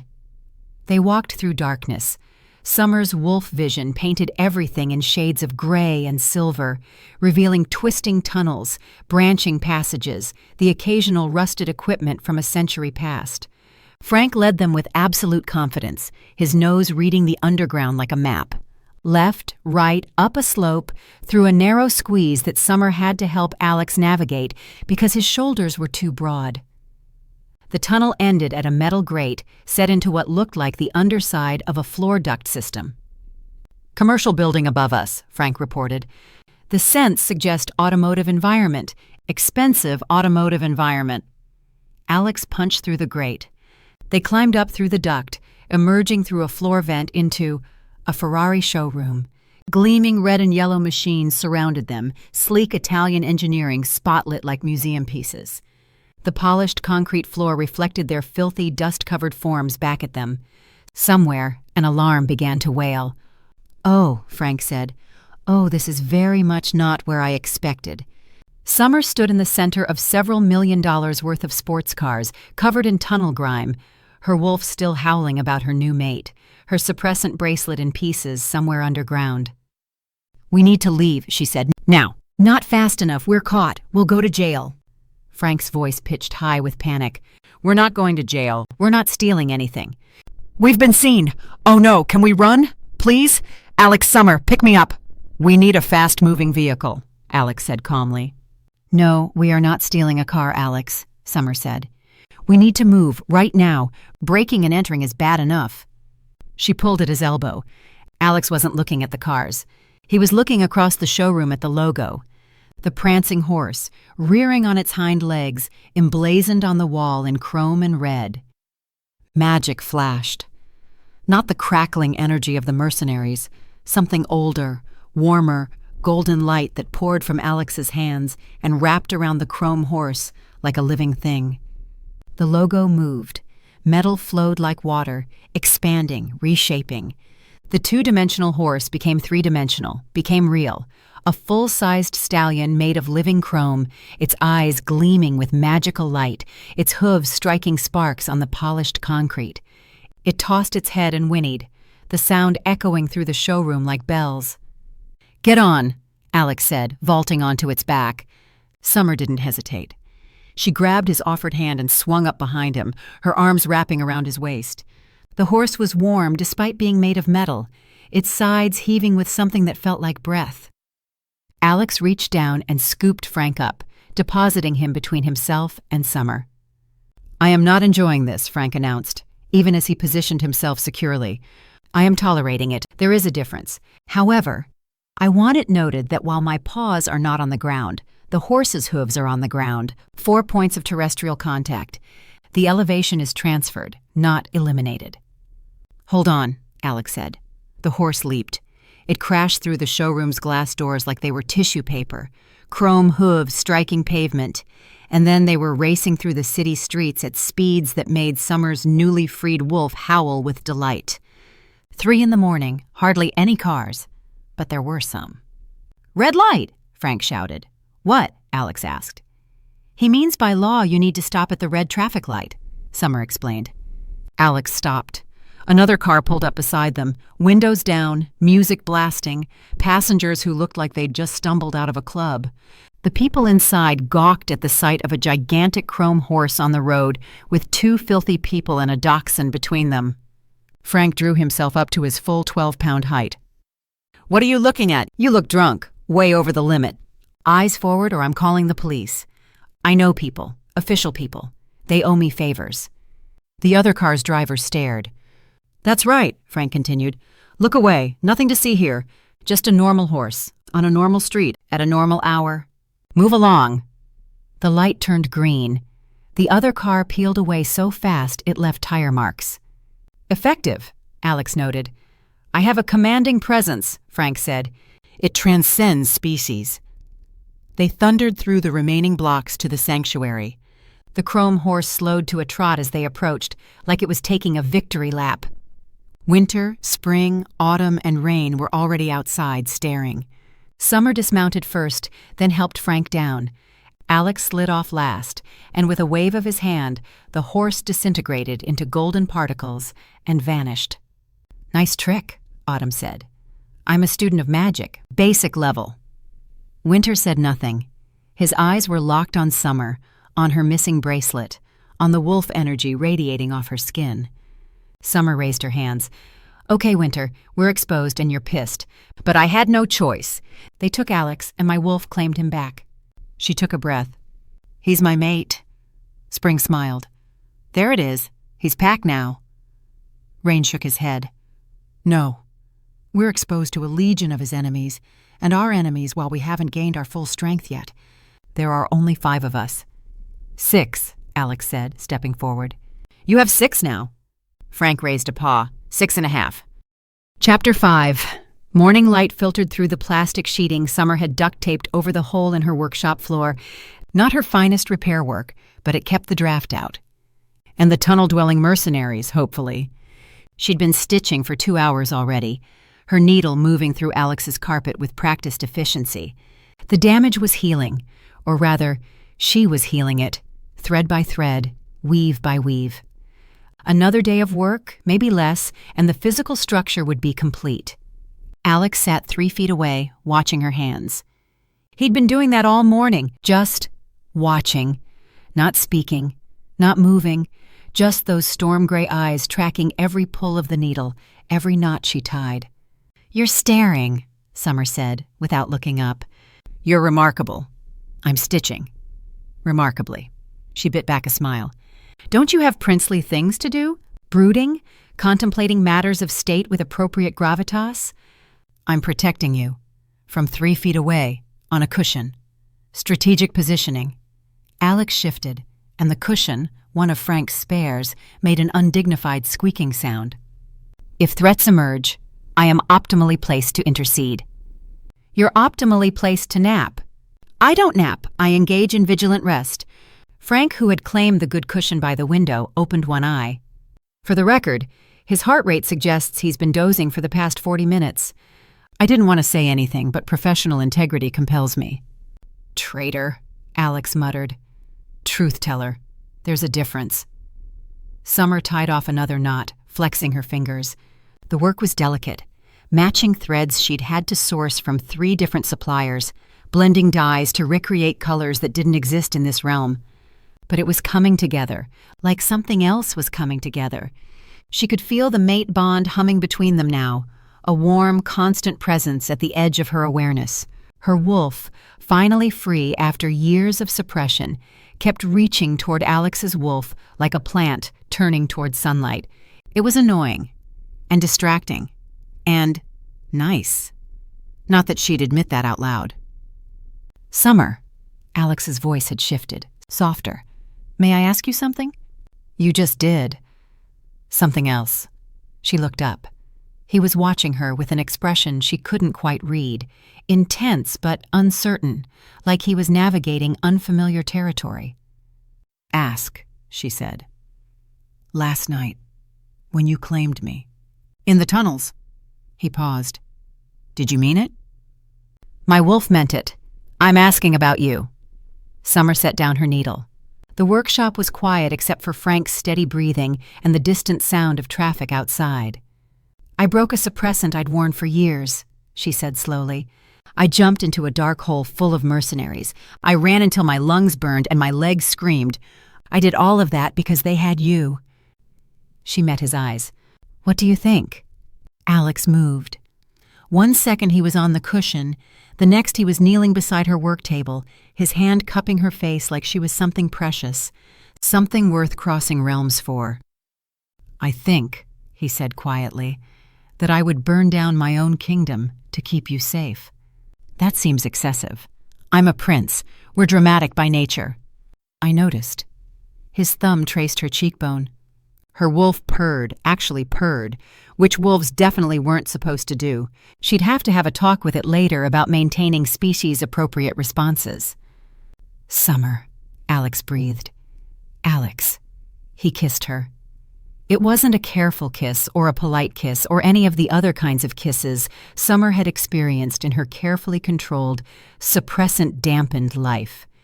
It was the kind of kiss that said mine, and finally, and I crossed dimensions for this and I'd do it again. Her wolf howled in triumph. His wolf answered. The mate bond flared between them like a lit fuse, golden and fierce and absolutely, terrifyingly permanent. "The hormonal signatures in this room," Frank announced loudly, "have reached levels I'm ethically obligated to report. As a professional, I must note that—" "Frank," Summer said against Alex's mouth, "the biochemical indicators of mutual attraction are now exceeding my calibrated scales, which is impressive because I once tracked a pair of wolves through mating season in the Carpathian Mountains, and—" "Frank, I'm going to check the perimeter." Frank hopped off his cushion with immense dignity. "The exterior perimeter, the very far exterior perimeter, I'll be back in 20 minutes. Or 40. However long it takes for the atmospheric hormone levels to return to professional acceptable ranges." He trotted out, nose high, tail straight. The door clicked shut behind him. Alex pulled back just enough to meet her eyes, a smile playing at the corner of his mouth. "I like him. He grows on you." Summer's heart was still racing. "Like fungus. Charming. I'm delightful." He kissed her again, softer this time, slower, and Summer let herself sink into it. Let herself feel for just a moment, like a woman kissing a man she wanted, instead of a guardian wolf hiding from her destiny. When they finally broke apart, she was sitting in his lap with no memory of how she'd gotten there. His arms were around her waist, her hands were tangled in his hair, and the carpet repair had been completely forgotten. "So," she said, trying to catch her breath, "your court. Tell me about it." "Now? I'm curious." She traced a finger along his jaw. "What's life like for a crown prince of the Silver Mark whatever?" "Dominion." "That's what I said?" Alex laughed. A real laugh, warm and unguarded. It transformed his face, made him look younger. Less like a prince, more like a man. "Hectic," he admitted. "My father still handles most official duties. I'm meant to be learning, preparing for eventual rule, but mostly I attend ceremonies and smile at dignitaries and try not to start wars at diplomatic functions." "Sounds exhausting." "It is, but it's home." Something flickered in his expression. "My mother hosts the most elaborate balls. My sisters compete to see who can scandalize the court most effectively. My youngest sister once released 17 pixies into a state dinner because she was bored. I like her already. You get along. She also has no patience for ceremony. Alex's arms tightened around her. I miss them. Summer heard the ache beneath the words. The Crown Prince, stranded in a strange realm, not knowing if his family was safe. We'll get you back, she said. I know. I mean it. The carpet's almost done. We'll figure out the rest. He nodded, but the shadow didn't leave his eyes entirely. Summer decided to change tactics. So, she said, keeping her voice light. A crown prince, lots of diplomatic functions, balls, ceremonies. She raised an eyebrow. Harem? Alex blinked. What? Harem, you know, gaggle of romantic interests, stable of potential consorts, the traditional royal collection of... I know what a harem is. He was staring at her like she'd grown a second head. Why would I have a harem? You're a prince. A wolf prince. We mate for life. He sounded genuinely offended. One mate, one bond, forever. The idea of a harem is... He shuddered. My wolf would never tolerate it. Neither would I. So no gaggle? No gaggle. No stable? No stable. There were. Courtships. Attempts to find a mate among the noble families. But none of them were... He stopped, looking at her with sudden intensity. None of them were you. Summer's cheeks heated. Smooth. I'm a prince. We're smooth by nature. I thought you were dramatic by nature. We contain multitudes. She laughed, and something in her chest loosened, a knot she hadn't known she was carrying. Alex's expression softened. May I ask you something now? Fair's fair. Last night, Winter said you hadn't gained your full strength yet, that there were only 5 of you. His hand found hers, threading their fingers together. What did he mean? The lightness in Summer's chest tightened again. It's complicated. You said that before, about the names. Because it's the same story. She looked down at their joined hands. And it's not a happy one. Tell me anyway. Summer took a breath. She'd never told anyone outside the pack. But he was pack now, her mate, bonded and claimed. And he deserved to know what he'd tied himself to. We're guardian wolves, she said quietly. Or we're supposed to be. That's what we were trained for. Alex went still. Guardian wolves. I've heard of them. Protectors of shifters in need. Warriors who serve the greater good rather than any single pack. That's the idea. Summer's voice was flat. When we were young, too young to remember clearly, a pack selected the 5 of us. Trained us, raised us together. Our task was to learn, grow strong, serve and protect any shifter in need. The seasonal names, part of the ritual, summer, winter, spring, autumn, rain. We were supposed to represent the cycles, the constancy of protection through all seasons. She laughed, but there was no humor in it. Poetic, right? What happened? We were sent on a mission, a final test before we'd be fully initiated. Summer's hand tightened on his. It was a trap. While we were gone, our pack was destroyed. Everyone who trained us, everyone who raised us, gone. Alex's wolf stirred, pressing comfort through the bond. She felt it like a warm hand on her back. We escaped, she continued. Barely. We've been hiding ever since. The suppressants, the low profile, the staying invisible. All of it was about surviving until we could regain our power. When? Next full moon, a month away. Summer shrugged. That's when guardian wolves reach full strength, when the binding ritual completes. And then? I don't know. We've never been at full strength before. We don't even know what we're supposed to do with it. She finally met his eyes. We've just been waiting, hiding, surviving, for years. Alex was quiet for a long moment. Then he leaned forward and pressed his forehead to hers. You're not hiding anymore, he said. Your wolf is free, your bond is claimed. And whatever comes next, whatever your full strength means, you won't face it alone. Because you'll be here? Because I'll be wherever you are. His voice was certain. Realm be damned. Something cracked in Summer's chest. Something that had been frozen for a very long time. "You barely know me," she whispered. "I know enough. Alex, I know you broke years of suppression to save me. I know you fought mercenaries in the dark. I know you claimed me back when you had every reason to let me go." He pulled back to look at her. "I know your wolf and mine recognized each other the moment I fell through your ceiling. That's not nothing, Summer. That's everything." She didn't have words for what she was feeling, so she kissed him instead. This kiss was different, slower, deeper, a promise instead of a declaration. When they finally broke apart, Summer felt steadier than she had in years. "Okay," she said. "Let's finish your carpet and get you home. And then? And then we figure out the rest." She slid off his lap, ignoring her wolf's whine of protest. Together. 3 hours later, Summer tied off the final knot. She sat back, rolling her shoulders, staring at the carpet spread across her work table. The repairs were invisible, or nearly so. The weave was whole, the colors matched, the structure sound. Whether the magic worked was another question entirely. "It's done," she said. "Physically, anyway." Alex rose from his cushion, approaching the carpet with something like reverence. He ran his fingers along the edge, tracing the threads she'd spent days restoring. "May I?" he asked. "It's your carpet." He stepped onto the silk. Nothing happened. Summer held her breath. Alex closed his eyes. Golden light flickered at his fingertips. The same warm magic he'd used on the Ferrari logo. It flowed into the carpet, spreading through the weave like water through fabric. The carpet shivered. Then it rose. Just a few inches at first. A trembling, uncertain hover. But it stabilized, lifting Alex a foot off the ground, then 2, then 3.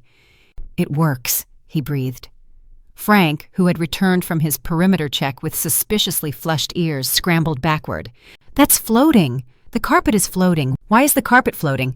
Put it down. Carpets belong on floors. That's their entire purpose." "It's a flying carpet, Frank. And that's a design flaw. A fundamental misunderstanding of what carpets are for." Frank pressed himself against the far wall. "Carpets are for walking on, for lying on, for conducting scent analysis from a safe ground-level position. They are not for defying gravity." Alex lowered the carpet back to the floor, stepping off with a grin. "The magic is restored. Summer, your work is extraordinary. I restored the weave. The magic was always there." She studied the carpet. "So you can fly now. But fly where? You still don't know how to get back to your realm." "The portals are trapped," Alex agreed, his grin fading. "Whoever orchestrated the attack has blocked the normal pathways. I can fly, but I can't fly home." "What about flying really high?" Frank suggested, still plastered against the wall. "Like really high, until you break through into another dimension? Is that how it works?" "That's not how it works." "What about flying into a tornado? I saw a documentary once where—" "Frank!" "Fine. What about flying into a specific building? Do certain buildings have portal energy? Libraries seem mystical. What about a library?" "Libraries are not portals." "A museum? A particularly old church? That weird crystal shop on Fifth Avenue that always smells like burnt sage?" "None of those are portals." "What about—" The air shimmered. Summer's hand went to her blade. Alex stepped in front of her. Frank, despite his terror, moved to flank them. Light gathered in the center of the workshop, coalescing into a shape. A figure emerged, feminine, ethereal, dressed in something that looked like moonlight had decided to become fabric. Her hair floated around her head as if gravity was merely a suggestion, and her eyes held the kind of ancient knowing that made Summer want to check her tax returns for errors. "Godmother," Alex said, and dropped to one knee. "Child of the Moonfire Throne." The godmother's voice resonated like bells. "Your carpet is restored. Well done." "Honored Mother, I cannot find a way home. The paths are blocked. Yes, those who hunt you have poisoned every gate." The godmother drifted closer. "But I have negotiated an alternative, a path they cannot touch." Alex looked up. "Where?" "Dreamer's Cliff, at the stroke of midnight tomorrow. Bring the carpet to the peak, and I will part the veil for your passage." Summer's stomach dropped. Dreamer's Cliff, that's a 2,000-foot rock face overlooking the ocean, Frank said, his voice strangled. Popular with hikers and people who hate living. The cliff is the only place where the veil is thin enough for my intervention, the godmother continued, ignoring Frank completely. The altitude amplifies the between space. It must be there, and it must be midnight. Is my family safe? Alex asked. My mother, my sisters? Safe, for now. The godmother's expression softened slightly. They worry for you, young prince. Your mother has not slept since you vanished. Your sisters have turned the court upside down, searching for answers. Something cracked in Alex's composure. Tell them I'm coming home. Be at the cliff tomorrow at midnight, and you can tell them yourself. The godmother began to fade. Wait, Summer said. What about his enemies? They'll know he's trying to leave. They'll be waiting. The godmother's ancient eyes found hers. Yes, wolf of the hidden pack.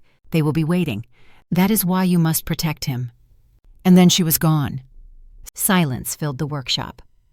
So, Frank said slowly, Dreamer's Cliff, tomorrow at midnight, 2,000 feet of vertical rock, at the top of which a magical fairy person will open a door to another dimension. His voice had gone very flat. Just to be clear, my name and that cliff cannot exist in the same sentence. We'll fly, Alex said. The carpet will take us directly to the peak. No climbing required. Frank's eye twitched. Fly. Yes. On the carpet. Yes. The carpet that floats, in the air, above the ground. That is traditionally how flying works, yes. The F word, Frank whispered. You said the F word. Flying? Frank's entire body went rigid, his eyes glazed over, his legs locked. Frank? Summer waved a hand in front of his face. Frank, are you okay? Nothing. I think you broke him, she said to Alex. I merely suggested the F word. Frank's voice was a monotone. 2,000 feet, the F word, midnight, the F word. Frank, we need you. The godmother said the enemies will be waiting. We need a tracker to guide us, to scent threats before they reach us. The F word. Summer crouched down to his level. Frank, listen to me. You tracked through underground tunnels full of mercenaries. You led us through a collapsed mine system. You're the best tracker I've ever seen. Terrestrial tracking, Frank said, still monotone. Ground-based operations. Pause on solid surfaces. That's my specialty. My only specialty. I have never tracked from the air because tracking from the air is not possible because I don't do air. What if you didn't have to track from the air? Alex asked. What if you tracked from the ground and we picked you up only for the final ascent? The final ascent being the flying part. A very brief flying part. 30 seconds perhaps, maybe less. Frank stared at him. You want me to get on a flying carpet and ascend 2,000 feet? To a cliff, in the dark, at midnight. For approximately 30 seconds, yes. The silence stretched. I hate this, Frank said finally. I hate everything about this. I want it on the record that I hate this. Noted. I want it on multiple records, redundant documentation, in case one record is lost. We'll engrave it in stone. Don't mock me. I'm having a crisis. Frank took a deep breath. Fine, I'll do it. But only because Summer's mate needs to go home, and Summer needs her mate to be safe. And despite my strong feelings about altitude, I am a professional who finishes what he starts. Thank you, Frank, Summer said. Don't thank me. Thank the 15 years of professional ethics training that prevents me from abandoning clients mid-mission. Frank straightened, drawing on some inner reserve of dignity. Now, if you'll excuse me, I need to go lie down in a dark room and contemplate my life choices. He trotted out, his stumpy legs somehow conveying both terror and determination. Summer looked at Alex. Alex looked at Summer. Tomorrow midnight, she said. Tomorrow midnight, he agreed. You sure about that? No, he smiled. But I'm sure about you. The rest we'll figure out. Summer leaned into him, letting his warmth steady her. Tomorrow midnight. A lot could go wrong between now and then. But right now, in this moment, she let herself believe it would be okay. Preparation is key to success. I'm mentally preparing. He didn't stop pacing. Left paw, right paw, left paw, right paw. The ground is my friend. The ground will always be there. Even at 2,000 feet, there's ground somewhere, just further away than I'd prefer. Alex watched from the couch, dressed in the normal clothes Summer had finally gotten him to wear. Jeans, gray t-shirt, sneakers. He looked almost ordinary, if you ignored the predatory grace in every movement and the occasional flash of gold in his eyes. "We should leave soon," he said. "The drive to the mountain will take several hours." "Right, yes, leaving." Frank's pacing intensified. "Leaving to go to a cliff, a very high cliff, where we will fly, on a carpet, in the air." "Just for the last part," Summer reminded him. "We're walking most of the way." "Walking is excellent. Walking is my preferred mode of transportation. Walking involves the ground." Frank finally stopped, drawing himself up with visible effort. "I can do this. For the pack, for professional integrity, for the completion of the mission." "That's the spirit," Summer smiled at him. "I hate everything about this." Noted. The afternoon sun beat down on the convoy as they wound through city streets. Summer drove the lead car, a borrowed SUV that smelled faintly of autumn's baking and winter's disapproval. Alex sat shotgun, the rolled carpet secured in the back seat. Frank occupied the center console, positioned where he could see the road while maintaining maximum contact with a solid surface. Behind them, the second car carried winter, spring, autumn, and rain, the whole pack mobilizing for one mission, getting a prince home. "Traffic's light," Summer observed. "For now," Alex said. He kept scanning the streets, the rooftops, the shadows between buildings. "They know we're moving. They'll try to stop us before we reach the cliff." "Let them try." Summer's grip tightened on the wheel. "We've handled everything they've thrown at us so far." "You've handled everything. I've mostly been captured and rescued." Alex smiled. "Character development. You'll get better." Frank snorted. "For the record, I've never been captured. 15 years, 3 continents, 0 captures. I want that noted." "Noted. In the official record." "There's no official record, Frank." "There should be. I'll write one." They turned onto Market Street, heading toward the highway that would take them out of the city. Summer was mentally mapping the route. Urban sprawl, then suburbs, then the long stretch of mountain highway leading to the ranges where Dreamer's Cliff waited. "Summer." Alex's voice had gone sharp. She saw it a second later. "The Ferrari dealership. New glass doors installed, workmen still cleaning up debris. Police cars parked outside. A small crowd of onlookers, including a man pointing directly at their car. No, not at their car, at Frank. "That's the dog!" the man shouted. "From last night! The talking dog on the giant metal horse! That's him!" 2 police officers turned to look. Frank ducked below the window line. "I don't know what he's talking about." "I've never been here. I was home watching television." Very normal dog activities.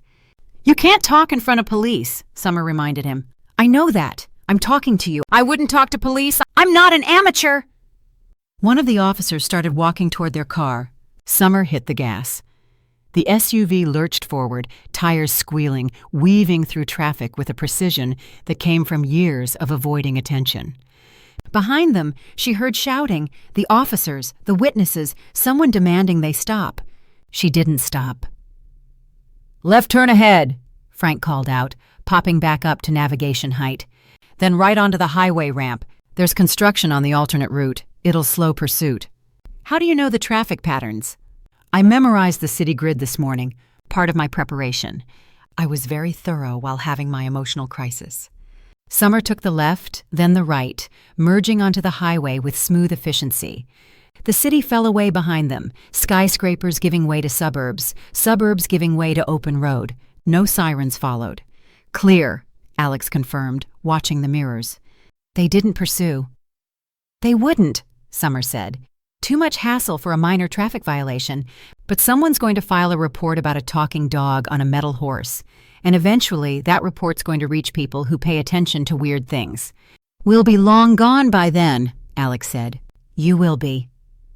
Summer kept her eyes on the road. Alex reached over and took her hand. He didn't say anything. He didn't have to.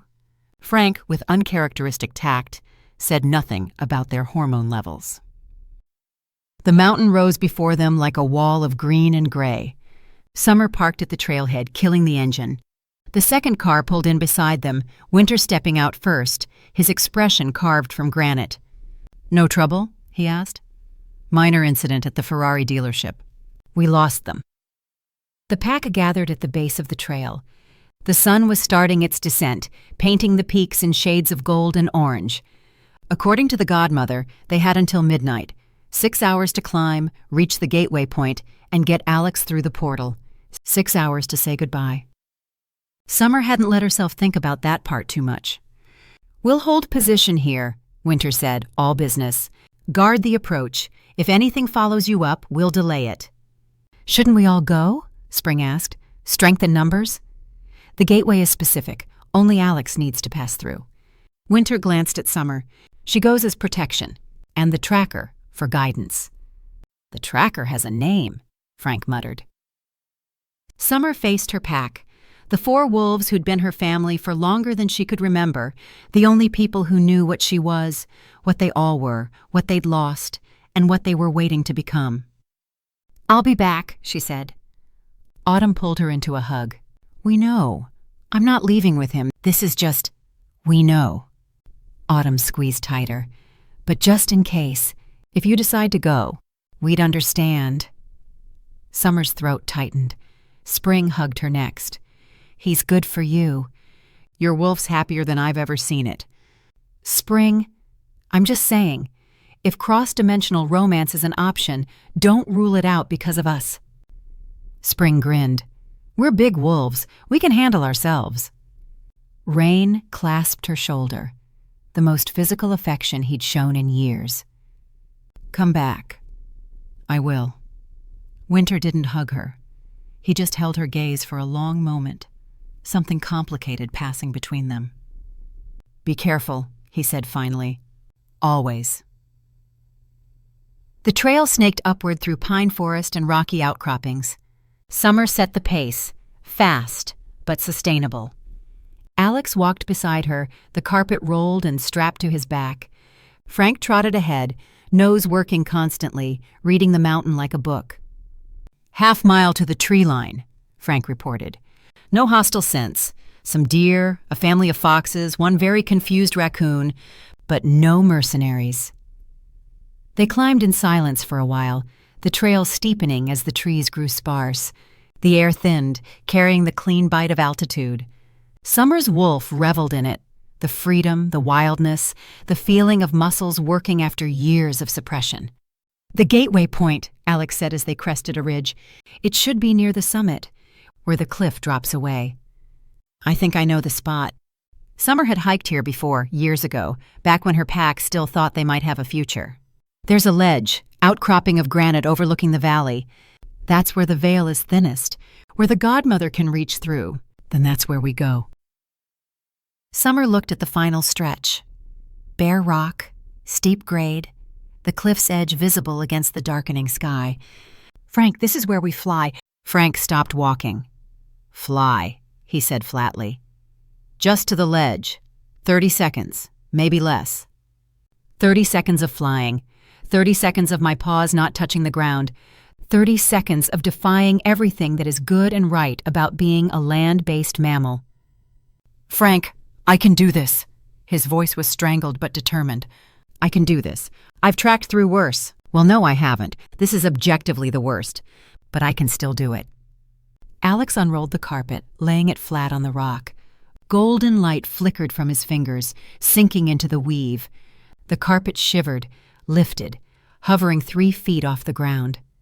Frank stared at it like it had personally offended him. "I want it on record," he said, "that I am a professional. I am doing this because the mission requires it. I am not doing this because I have suddenly developed an appreciation for altitude." Noted. "I also want it on record that if I die, I want a statue. Bronze, heroic pose. Inscription that reads, 'He conquered his fear of heights.'" "Frank, you're not going to—" "The statue, Summer." "Fine, bronze statue, heroic pose. Now get on the carpet." Frank, with the air of a martyr approaching the gallows, stepped onto the hovering silk. "Oh no," he whispered. "Oh, this is bad. This is very bad." Summer scooped him up and held him against her chest as she stepped onto the carpet beside Alex. "Don't look down," she advised. "Why would you say that? Now I want to look down." "Don't." "I'm looking down. I can't stop." "Hold on," Alex said, and the carpet shot upward. Frank screamed. It wasn't a dignified scream. It wasn't a brave scream. It was the scream of a 12-pound dachshund who had just discovered that everything he'd ever feared about heights was entirely justified. Summer held him tighter, her wolf instincts wrapping protectively around the small, terrified creature as the wind whipped past and the cliff face blurred beside them. 20 seconds. 25. 30. The carpet settled onto the granite ledge with a soft thump. Solid ground. Frank went limp in Summer's arms. "I lived," he said weakly. "I lived. The ground is here. The ground is solid. I'm never leaving the ground again." "You did great." "I screamed the entire time." "Bravely. You screamed bravely." "Is there such a thing as brave screaming?" "There is now."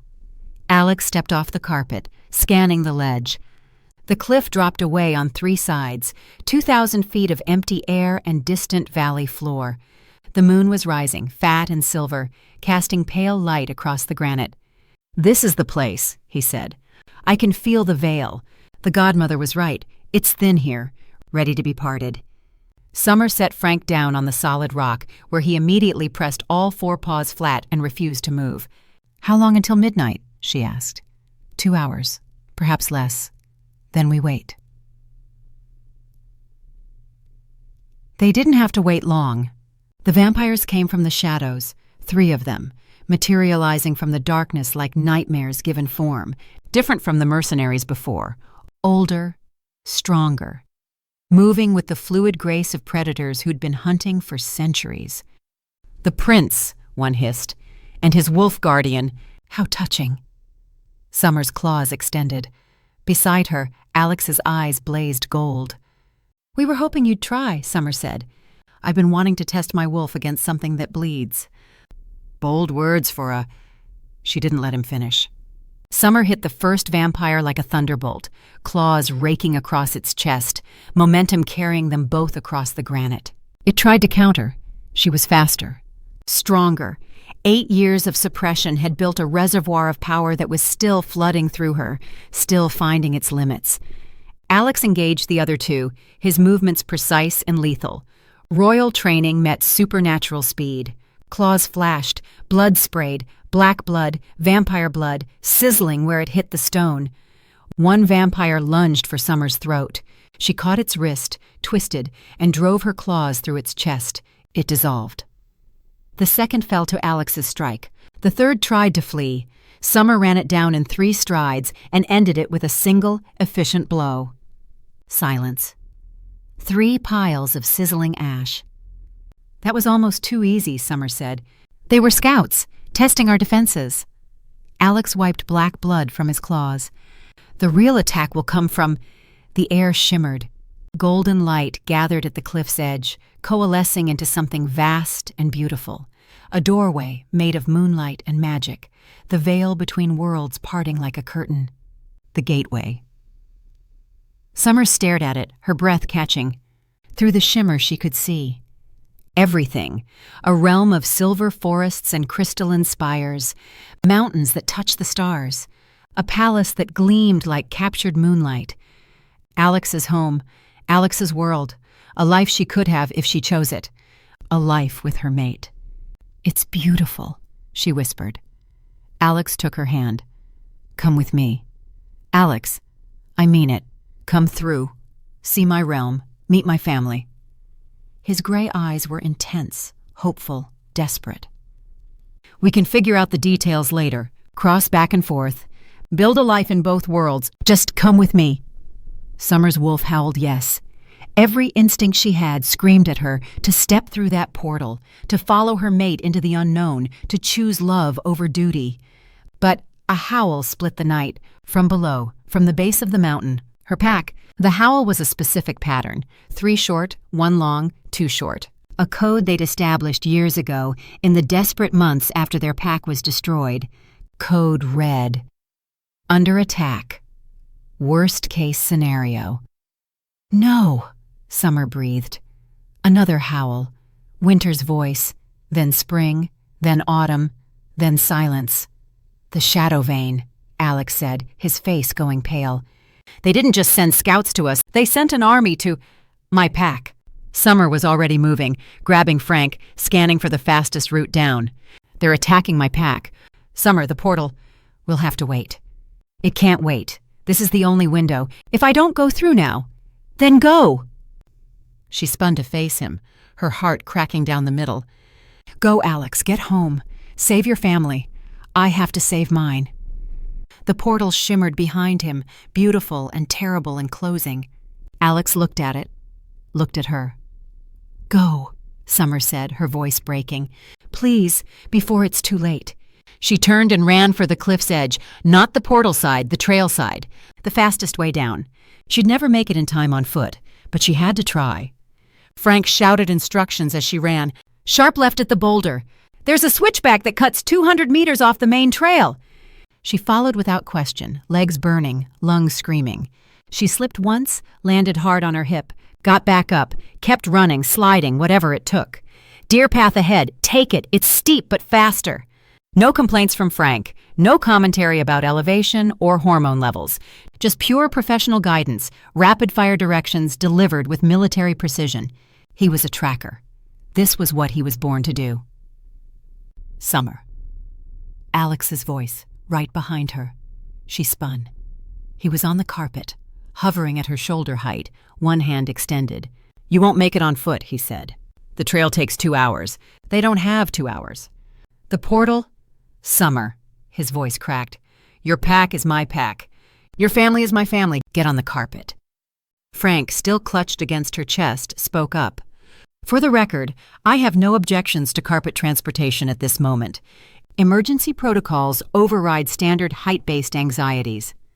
Summer grabbed Alex's hand. He pulled her onto the carpet. They dove. The carpet plunged over the cliff's edge, dropping 2,000 feet in seconds, the wind tearing at Summer's hair, at her clothes, at the tears streaming from her eyes. Frank had buried his face in her shirt and was muttering what sounded like prayers to multiple deities. The base of the mountain rushed toward them. Summer saw fire, shadows, bodies moving in the darkness. Her pack, surrounded, outnumbered, overwhelmed. There. She pointed at the clearing where the fighting was thickest. Put us down there. The carpet leveled out, dropping the last 50 feet with stomach-lurching speed. They hit the ground running, Summer leaping off before they'd fully stopped, Frank somehow landing on his feet beside her. Winter! She roared. The pack turned. They were in bad shape, bleeding, exhausted, backs against a rock face as a dozen shadow vein mercenaries pressed their advantage. Winter had a gash across his ribs. Spring was favoring her left leg. Autumn's face was a mask of blood. Rain was barely standing. But they were alive. Summer tore into the nearest mercenary from behind, her wolf strength making short work of flesh and bone. The formation broke, the attackers suddenly realizing they weren't just fighting 4 tired guardians anymore. Summer! Spring's voice was wild with relief. You came back! Of course I came back. Summer ripped through another mercenary, clearing space for her pack to regroup. What kind of idiot leaves her family to die? The 4 guardians pulled together, falling into the formation they'd trained for since childhood. Summer slotted into her position without thinking. The point of the wedge, the first line of attack. 4 became 5, their most powerful position. Then Alex stepped up beside her. 5 became 6. What's he doing? Winter demanded, even as he took down an attacker on his left. Helping, Alex said simply. Can you fight? I can do better than fight. Winter assessed the battlefield in a glance. 12 remaining mercenaries, more emerging from the tree line, the pack holding but barely. Magic, Winter said. Not wolf form. You can hit them from distance. We'll handle close quarters. Alex's eyes blazed gold. Fire bloomed between his palms. With pleasure. The first fireball screamed across the clearing and detonated against a cluster of mercenaries, scattering them like leaves in a hurricane. Summer's wolf howled in approval. "That's my mate," she growled, and lunged for the next attacker. The battle became a dance, the 5 guardians working in perfect sync, covering each other's weaknesses, exploiting every opening. Summer had never felt this strong, this fast, this perfectly in tune with her pack. Her wolf had been caged so long, she'd forgotten what it felt like to fight at full capacity. Alex provided cover fire, literal fire, picking off mercenaries at range, creating chaos in their formations. Every time the Shadowvane tried to regroup, another fireball scattered them. And above it all, hovering on the carpet at observation height, Frank called out tactical updates. 3 approaching from the east. No, wait, Alex got them. 2 more from the north. Autumn, behind you. Excellent. Nicely done. There's a cluster forming near the tree line. They look like they're planning something. Never mind, that's a lot of fire. Good fire. Very destructive fire. "Frank!" Summer shouted between attacks. "You are doing great!" "Don't mention it. I'm a professional. Winter, duck." Winter followed Frank's instruction. He ducked. A mercenary's blade whistled through the space where his head had been. Rain took the attacker down from behind. "Good call," Winter admitted grudgingly. "Professional excellence!" Frank screamed. The tide turned. One by one, the Shadowvane fell, to claws, to coordinated strikes, to fireballs that left nothing but ash. The survivors, maybe 5, maybe 6, broke and ran, disappearing into the forest. The Guardians didn't pursue. They'd won. Summer stood in the center of the clearing, chest heaving, covered in blood that wasn't entirely hers. Around her, her pack did the same, battered, bleeding, but alive. All of them. She turned to Alex. He was walking toward her, the carpet rolled under one arm, fire still flickering at his fingertips. His clothes were singed. His face was streaked with soot. He looked exhausted and exhilarated, and more beautiful than anyone had a right to look after a battle. "The portal," Summer said. Her voice came out broken. "You missed it. It closed." "Yes. You're trapped here. You might never get back to your realm. Your family." Alex stopped in front of her, close enough to touch. "I made a choice, Summer. You're my mate. I chose you. What kind of ruler would I be if I abandoned my mate to fend for her pack, attacked by enemies I brought upon them?" "Fair point. Now can you tell your carpet to let me down?" Frank called from above. Chapter 7. Morning light crept through the sanctuary's windows, pale and tentative, as if even the sun wasn't sure this day deserved illumination. Summer sat on the worn couch, watching her pack. They'd slept where they fell, winter in the armchair, spring curled on floor cushions, autumn and rain sharing the opposite couch. Bandages wrapped their wounds, bruises darkened their skin. They'd won last night's fight, but no one looked victorious. Alex stood at the window, staring at nothing. His shoulders were tight, his jaw clenched. His wolf paced behind his eyes, restless and angry. She could feel it through the bond, a constant hum of frustration and guilt. He'd given up everything for her. His realm, his family, his throne. And now he was trapped in a world that wasn't his, surrounded by enemies he'd never asked for. Summer rose and crossed to him. "You're brooding." "I'm contemplating." "You're brooding. It's okay. You're allowed." He didn't deny it this time. Just kept staring out the window at the ordinary street, the ordinary cars, the ordinary world that had become his prison. The others stirred. Winter woke first. He always did, eyes snapping open with predator alertness. Spring groaned and pulled a cushion over her face. Autumn sat up slowly, wincing at her bandaged ribs. Rain simply opened his eyes and watched. No one spoke. The silence was heavy, suffocating, full of things no one wanted to say. Summer decided to say them anyway. "We need to talk about what happens next." Winter's gaze sharpened. Spring pulled the cushion off her face. Even Frank, who'd been pretending to sleep in his corner, lifted his head. "We won last night," Summer continued, "but we're not at full strength. We won't be for another month, and now we're exposed." She looked at each of them in turn. "The Shadowvane ran, but they'll talk. Other packs will hear. Rival packs who've been waiting for a chance to take us out. The ones who destroyed our original pack, Autumn said quietly. Them and others. Summer's hands clenched at her sides. If they come for us now, before the full moon, before we reach our full power, we die, Winter finished, and our revenge becomes unfinished business. The words hung in the air like smoke. Alex turned from the window. I can help. This isn't your fight, Winter said. You're exposed because of me. The shadow vein came because of me. The energy beacon that revealed your location. That was my arrival. Alex's voice was steady, but Summer felt the guilt radiating through the bond. Your enemies are my enemies now. I go where you go. Even if it gets you killed? Rain asked. Even then. Spring sat up fully, dragging her fingers through her tangled red hair. It's a nice sentiment, but even with Alex, we're still just 6.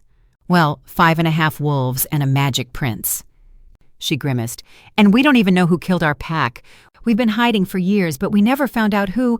I know. Everyone turned to Rain. He sat perfectly still, his dark eyes unreadable. I know who destroyed our pack. Silence. Then, what? Spring's voice hit a pitch that made Frank's ears flatten. You know? Winter was on his feet, claws extending before he caught himself. You've known this whole time? Not the whole time. I've been investigating, quietly, for the past 3 years. Rain's expression didn't change. I needed to be certain before I told anyone. 3 years? Autumn's voice cracked. Rain, we're family. How could you not? Because I needed proof. Because accusations without evidence would have gotten us killed faster. Rain finally stood, meeting their fury with calm that bordered on eerie. I have proof now. Names, locations, everything. Who? Summer asked. Rain's jaw tightened. The Iron Maw Pack. The name landed like a physical blow. Summer knew them. Everyone knew them. The Iron Maw were old money, old power, a pack that had controlled the northeastern territories for generations. Hundreds of wolves, political connections, rumored ties to supernatural black markets. Iron Maw, Winter repeated. You're telling me the Iron Maw Pack destroyed our family? They were contracted. Rain pulled a folded paper from his pocket, worn, creased, clearly studied many times. Our pack wasn't random. We were targeted specifically because of what we were becoming. Guardian wolves, Summer breathed. Someone knew the prophecy. Someone knew what we'd become if we were allowed to reach full strength. The Iron Maw were paid to eliminate the threat before it could materialize. Rain's dark eyes swept across them. They thought they succeeded. We've spent years proving them wrong. Summer's mind raced. The Iron Maw, hundreds of wolves, resources, connections, and her pack, 5 wolves who weren't even at full power yet. If we wait, she said slowly, they'll come for us. The shadow vein will talk. Word will spread that the guardian wolves survived, and the Iron Maw will finish what they started. They'll bring allies, Winter agreed. Every pack that wants us dead will pile on. So we don't wait. Summer looked at her pack, her family, her people, the only ones who'd ever truly known her. We go to them, now, before they can prepare. That's suicide, Autumn said. Maybe. Probably. Summer's wolf stirred, fierce and hungry. But I'd rather die fighting for justice than hiding and waiting to be slaughtered. Spring laughed, a wild, reckless sound. I always knew you'd get us killed eventually. Might as well be for a good reason. This is insane, Winter said. But he was already rolling his shoulders, loosening his muscles, preparing. We're walking into the territory of a pack that outnumbers us 20-1. Then we make every hit count. Alex stepped forward. I'm coming. Alex, I have magic, fire, combat training. His eyes blazed gold. And I'm not letting my mate walk into a death match without me. Summer wanted to argue, wanted to protect him, but the bond between them hummed with certainty, with unity. They were pack now, all of them. Frank, she said. The dachshund rose from his cushion with immense dignity. I assume you want tactical reconnaissance from an elevated position, despite my well-documented objections to altitude. Can you do it? Can I? Frank drew himself up. I am a professional, Summer. I conquered my fear of heights while providing invaluable combat support during an aerial engagement. I have evolved. I have grown. He paused. I still hate it, but I can do it. Then we're 6.5, Summer said. Against many. Those odds are terrible, Spring observed cheerfully. Yes. We're probably going to die. Probably. Cool. Spring cracked her knuckles. Let's go kill the bastards who murdered our family. The Iron Maw compound sprawled across 50 acres of forested land, a fortress disguised as a country estate. High walls, guard towers, the scent of 100 wolves saturating the air. Summer crouched in the tree line, her pack spread out beside her. Alex on her left, Winter on her right, spring and autumn and rain flanking. Above them, barely visible against the gray sky, Frank circled on the carpet. His voice drifted down, professionally terrified but functional. Perimeter guards at 20-meter intervals. Approximately 30 wolves visible. Heat signatures suggest many more inside the main building. This is a very bad idea. I want that on record. Noted, Summer murmured.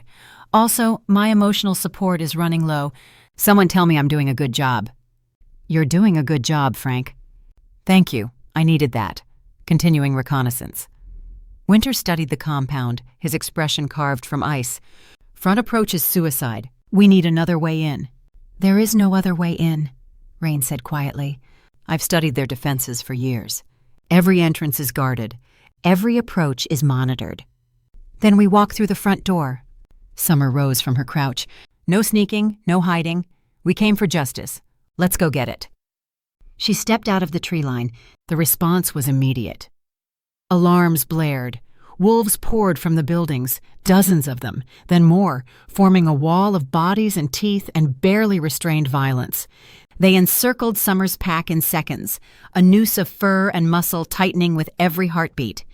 Summer counted 50, 70, 100, more still coming. Oh dear, Frank's voice drifted down. That's significantly more than anticipated. I'm seeing reinforcements from the east building and the west. And, oh, that's a lot of wolves. Summer, I strongly recommend tactical retreat via carpet. Everyone jump on, No. Summer's voice was steady, despite the fear clawing at her chest. We don't run. The circle of enemies parted. A man walked through, tall, gray-haired, with the kind of presence that commanded attention without effort. Alpha energy radiated from him like heat from a furnace, the Iron Maw Alpha. He stopped 10 feet from Summer, studying her with cold amusement. The guardian pups. His voice was a low rumble. We'd heard rumors you survived. Didn't quite believe it until now.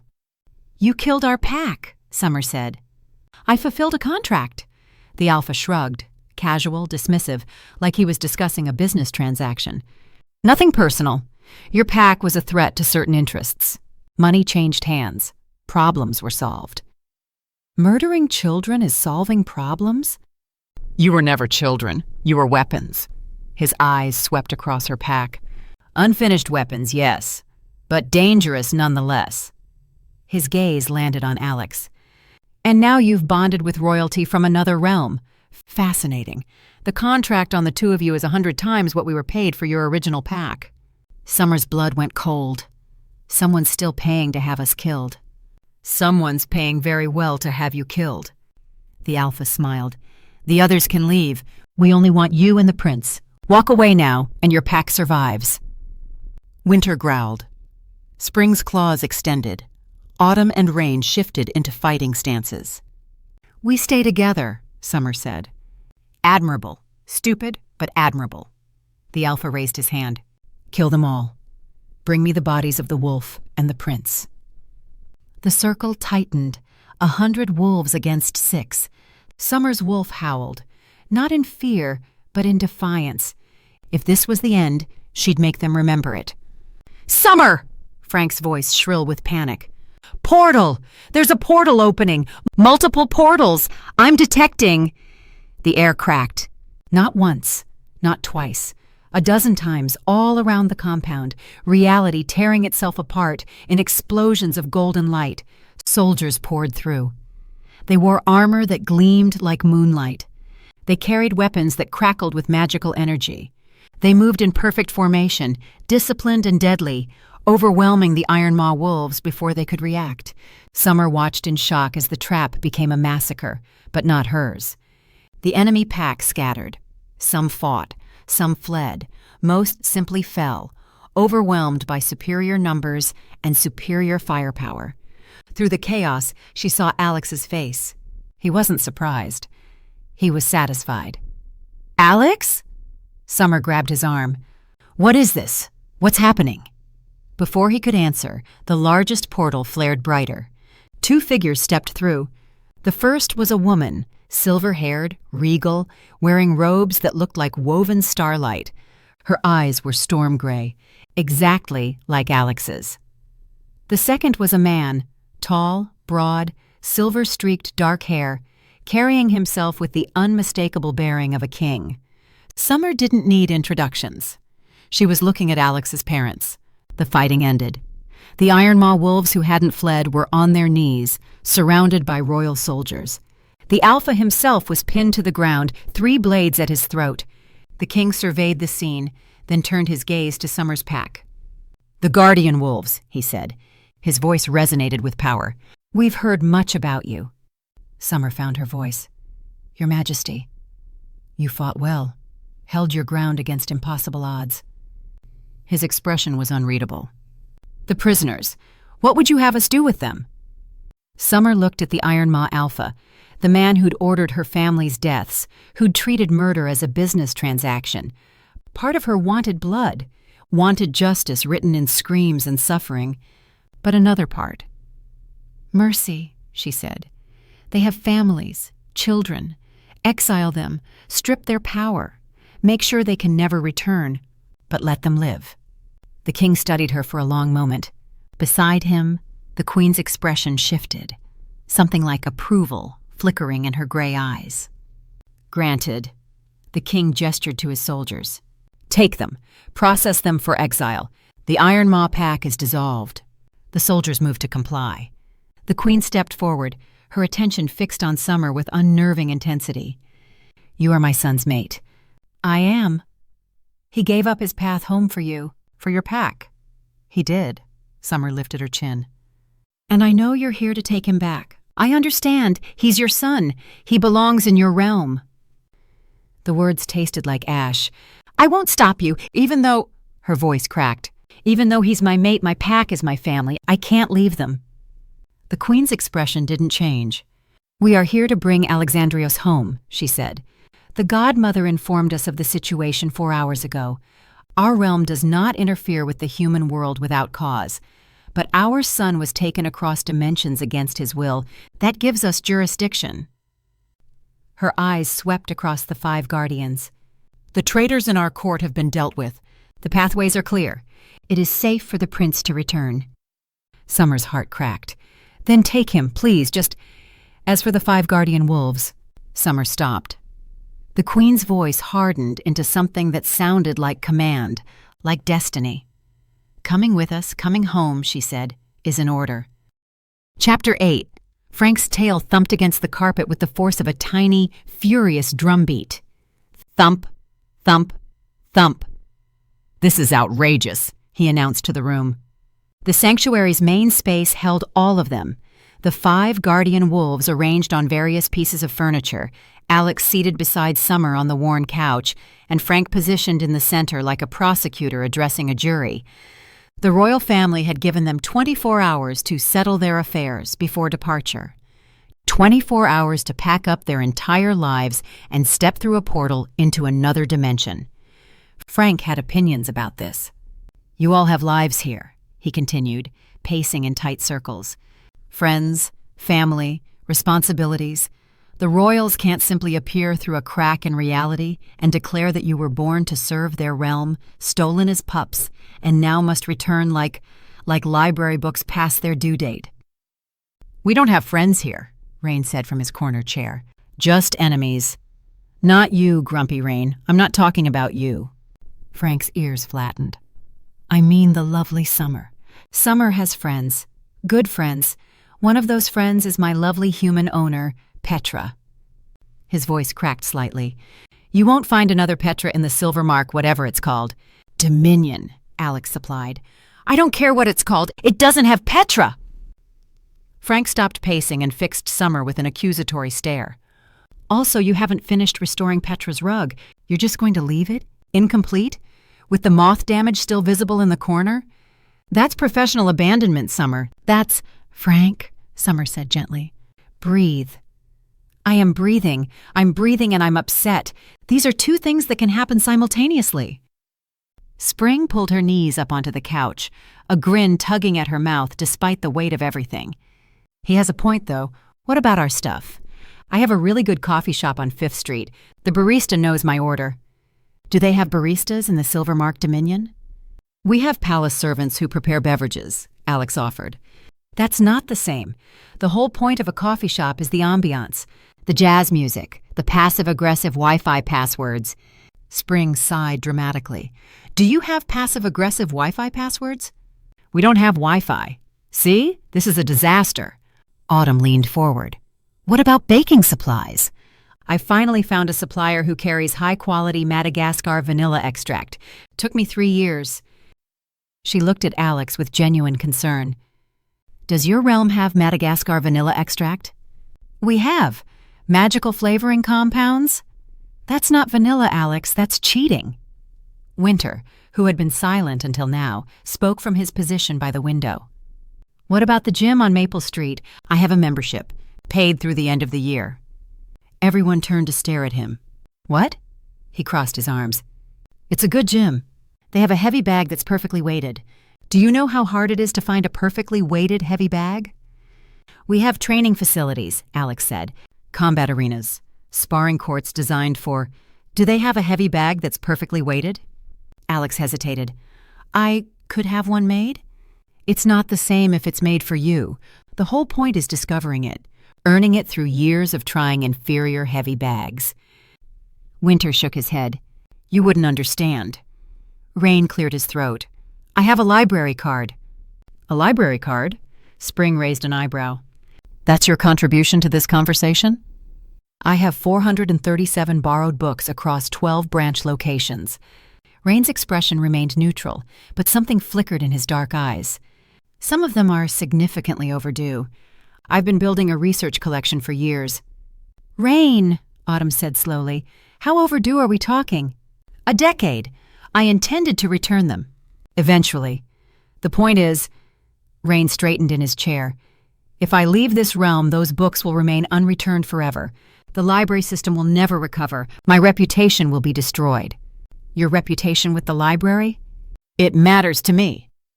Frank had resumed his pacing, tail still thumping with agitation. See? This is what I'm saying. You all have things here. Important things. Rain has his overdue books. Winter has his heavy bag. Autumn has her vanilla. Spring has her barista. And Summer... He turned to her, his small brown eyes suddenly very serious. Summer has Petra, who is my human, who trusted you to watch me, who will be very confused when she returns from her honeymoon and I vanish to another dimension without so much as a forwarding address. Summer's chest tightened. He wasn't wrong. None of them were wrong. This world, this realm, had been their shelter for years. It had hidden them when they needed hiding, fed them when they needed feeding, given them coffee shops and gyms and libraries and friends like Petra who didn't ask too many questions. But we're guardian wolves, Summer said quietly. The room stilled. We were chosen, trained, given power that most shifters can't even imagine. She looked at her pack, her family, one face at a time. We've spent years hiding that power, suppressing it, pretending to be ordinary because being extraordinary was too dangerous. She stood, moving to the center of the room where Frank had been pacing. The Queen said coming home is an order, and maybe she's right. Maybe the Silver Mark Dominion is where we were always supposed to be, where we can use our strength to protect people who need protecting, where we can make a real difference. We make a difference here, Autumn said softly. We survive here. That's not the same thing. Summer's wolf stirred, pressing against her heart with something that felt like certainty. There's a whole realm that needs guardians, a whole world where our power means something, where we're not hiding, we're serving. Silence. Then Frank spoke. That was a very moving speech, he said. Truly, I'm emotionally affected, but you still haven't addressed the Petra situation. Despite everything, Summer laughed. Frank, I'm serious. Petra is going to come home from her honeymoon expecting a happy, well-cared-for dachshund, and instead she's going to find what? A note? Sorry, your dog is in another dimension now. Good luck with that? Frank's tail had stopped thumping. His whole body radiated distress. She's going to think you kidnapped me. She's going to be heartbroken. I'm going to be heartbroken. Alex leaned forward. Frank, you could stay. You don't have to come with us. Frank went very still. Stay, he repeated. With Petra, in this realm. We could stay here. Frank's voice had gone flat. While Summer leaves, while the pack leaves, while everyone I've fought beside and tracked for and provided tactical reconnaissance from terrifying heights for just goes. I'm just saying, if Petra is that important, Petra is important. Frank drew himself up to his full 12-pound height. But she is my human. Summer is my pack. His small chest puffed out. I'm coming with you. I'm just complaining about it first. That's my right as a professional. Something warm bloomed in Summer's chest. Besides, Frank added, someone needs to provide tactical support in the new realm. Someone needs to track things. Someone needs to maintain professional excellence across dimensional boundaries. He paused. Also, I refuse to miss whatever chaos Spring causes at the royal court. That's going to be entertainment gold. Hey, Spring protested. You set a punch bowl on fire at Winter's birthday party. A punch bowl. That was liquid. That was one time. I rest my case. Summer looked at her pack. At the family she'd hidden with, fought with, nearly died with. What if we could do both? She asked.